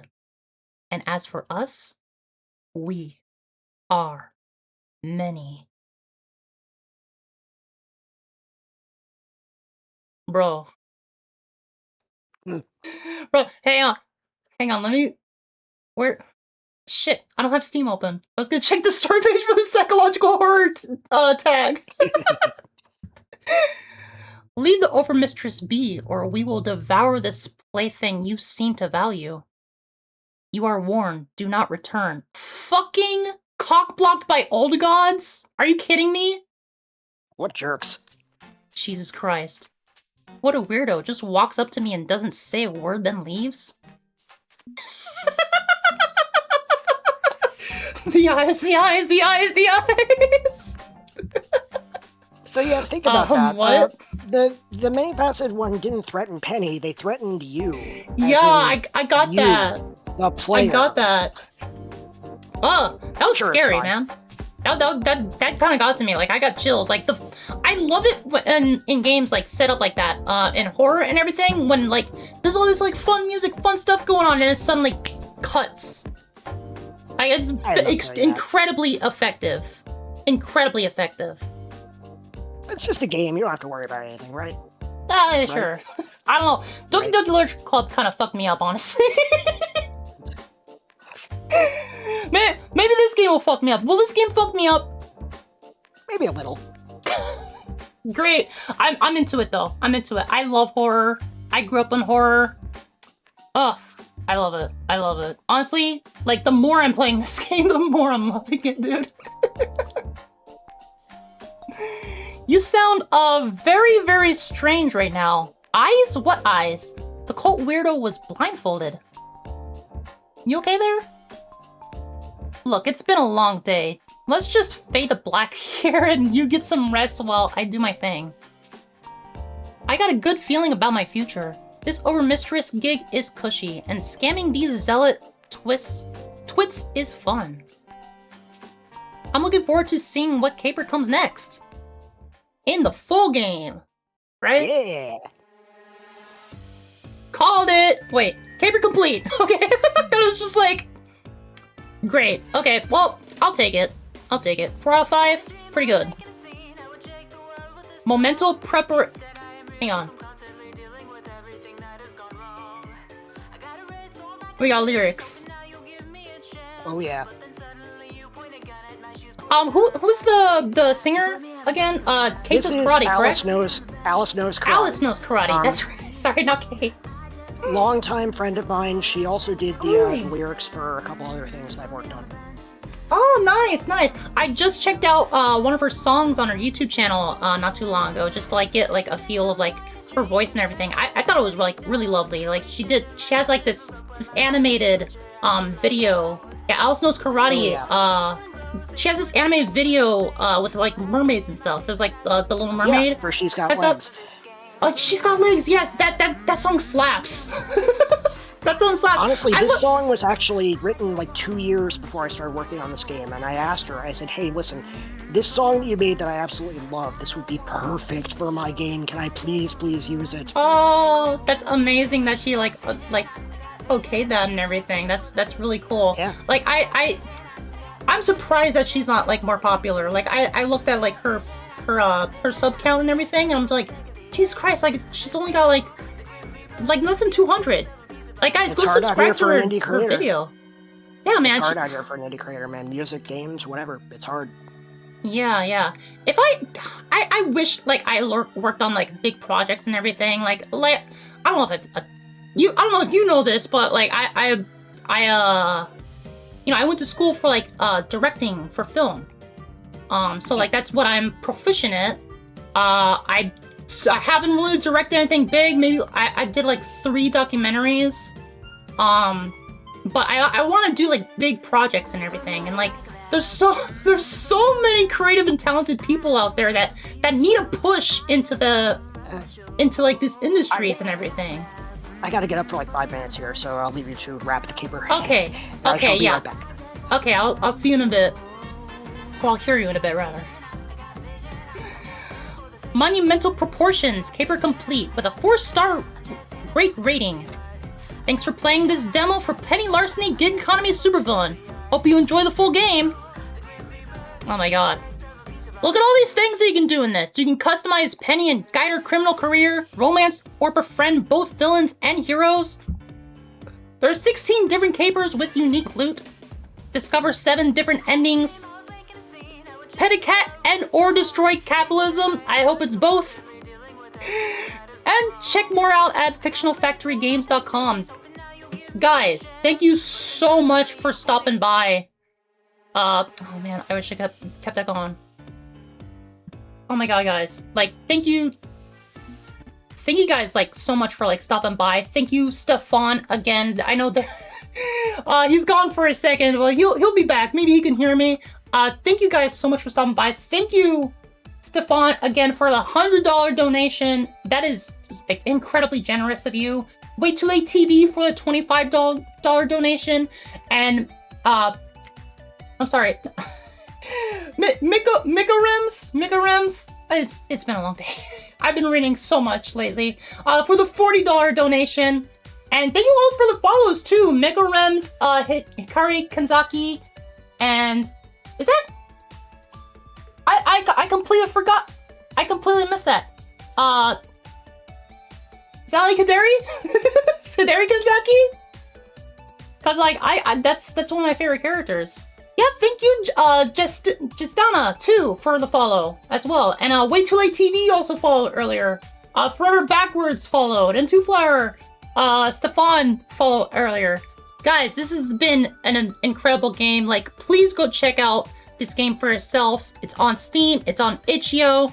If you can get your hands on this game, like, go play it. Go play Stefan's other games. If you can't afford like the price tag on Penny Larceny, like there are free games out there with I'm sure like the same themes and everything. This is one of the coolest like visual novel demos I've ever played, honestly. And I'm like almost a visual novel aficionado. I used to play visual novels all the time back in the day, and this was really, really cool. You have VODs of your playthrough of all of the projects on YouTube. Yeah, go check out Justana's playthroughs of those as well. If you can't afford like the price tag on some of these games, like, you know, just experience the story. That's what I always tell people. Like, you know, there's a lot of people who are like, you know, anti piracy and everything, and I get it. Like, there are some brilliant artists that like need the money and everything, and it's like, you can afford these games, obviously go out and afford it, but like, I know there's a lot of people who are impoverished and like can't really afford these things. They can barely afford like necessities in general. But I feel like stories like this should be told and shared to as many people as possible, and it's really cool. It's really cool that like Stefan is like releasing some of these visual novels for free with like your own contributions if you can like make those, right? And I don't know if Stefan, are you back yet? He's not back. We'll wait until he comes back, because I wanna give him a shout out and send off as well. If you guys haven't like followed Stefan either, they're on Blue Sky. He's on Blue Sky. You can visit frictionalfactorygames.com. And they're on Twitch too as at 2flower. 2flower with the number 2 2flower. Got it? Cool. Great. Hope you got it. I think I expressed it enough. And yeah, guys, we're going to still continue to raise money for the Transgender Law Center all month long. This is only the second stream. The next stream is going to be on Monday. We're doing this every Monday and Wednesday. Let's see what the next game is. I kind of forgot which one. We're doing Cychroma on June 8th. It's going to be same time, same place. I'm not going to be joined by the devs like this time, but I am going to be joined on the 18th, I believe. Let me double check that so I'm giving you guys the right information. Hey! It's June 17th. Did I write that down right? It might be the 18th. No, 17th. I think. Shit. That might be right. It's on a Wednesday. 2 Wednesdays from now, I think. I'm going to be joined by Kita, Akuma Kita, or Kita LLC. She's really cool. She's really cool too. She's actually one of my favorite indie developers, and it was amazing that she like was cool like being a guest on here. Like you too, Stefan. You were amazing as well. You're welcome. Akuma Kita, I don't know if you guys know who that is. She's done her biggest work was Spooky's Jump Scare Mansion. My favorite work was Lost in Vivo, and she released a game recently called Octena 64 as part of one of the Dread X collections, I believe, and it released as like a solo game as like Octena 64 Ultimate. That's what we're going to be playing, and I'm going to be joined by her, and I'm excited for that too. But Stefan, thank you so much for just making this thing, honestly. You're welcome. I am very happy to be here, and I want to thank you so much for hosting me and for doing all this. It's been great. Absolutely. Like anytime, really. Like if you ever want to like hang out or talk with me or anything, my DMs are always open to you. Like anything you want, man. Like I love what you have created here, and I think like you are an incredibly talented individual. Like only getting to know your writing for these past couple days, honestly, because like yesterday was the first time I took a look at anything that you've done, and like I'm just blown away of how incredibly talented you are, and more people need to check out your stuff, honally. Hard work and practice. I mean, I've been at this for a long time. Heck yeah. It shows. It's well, I hope you never stop making stuff, man. Keep on keeping on. And again, thank you so much for like giving like someone like me like the opportunity to like come on and bring your like beautiful community too. Like these people, like they're all awesome, man. We raised up to $200 so far. Yep, they're good people. For a great cause. But anyways, guys, we're gonna have to let you guys go so we can get on with our solo talks for a bit. But anyways, guys, I will see you on Monday. Take care of yourselves. Have a fantastic day. Keep on keeping on. Love you guys. Anyways, take care of yourselves, and later!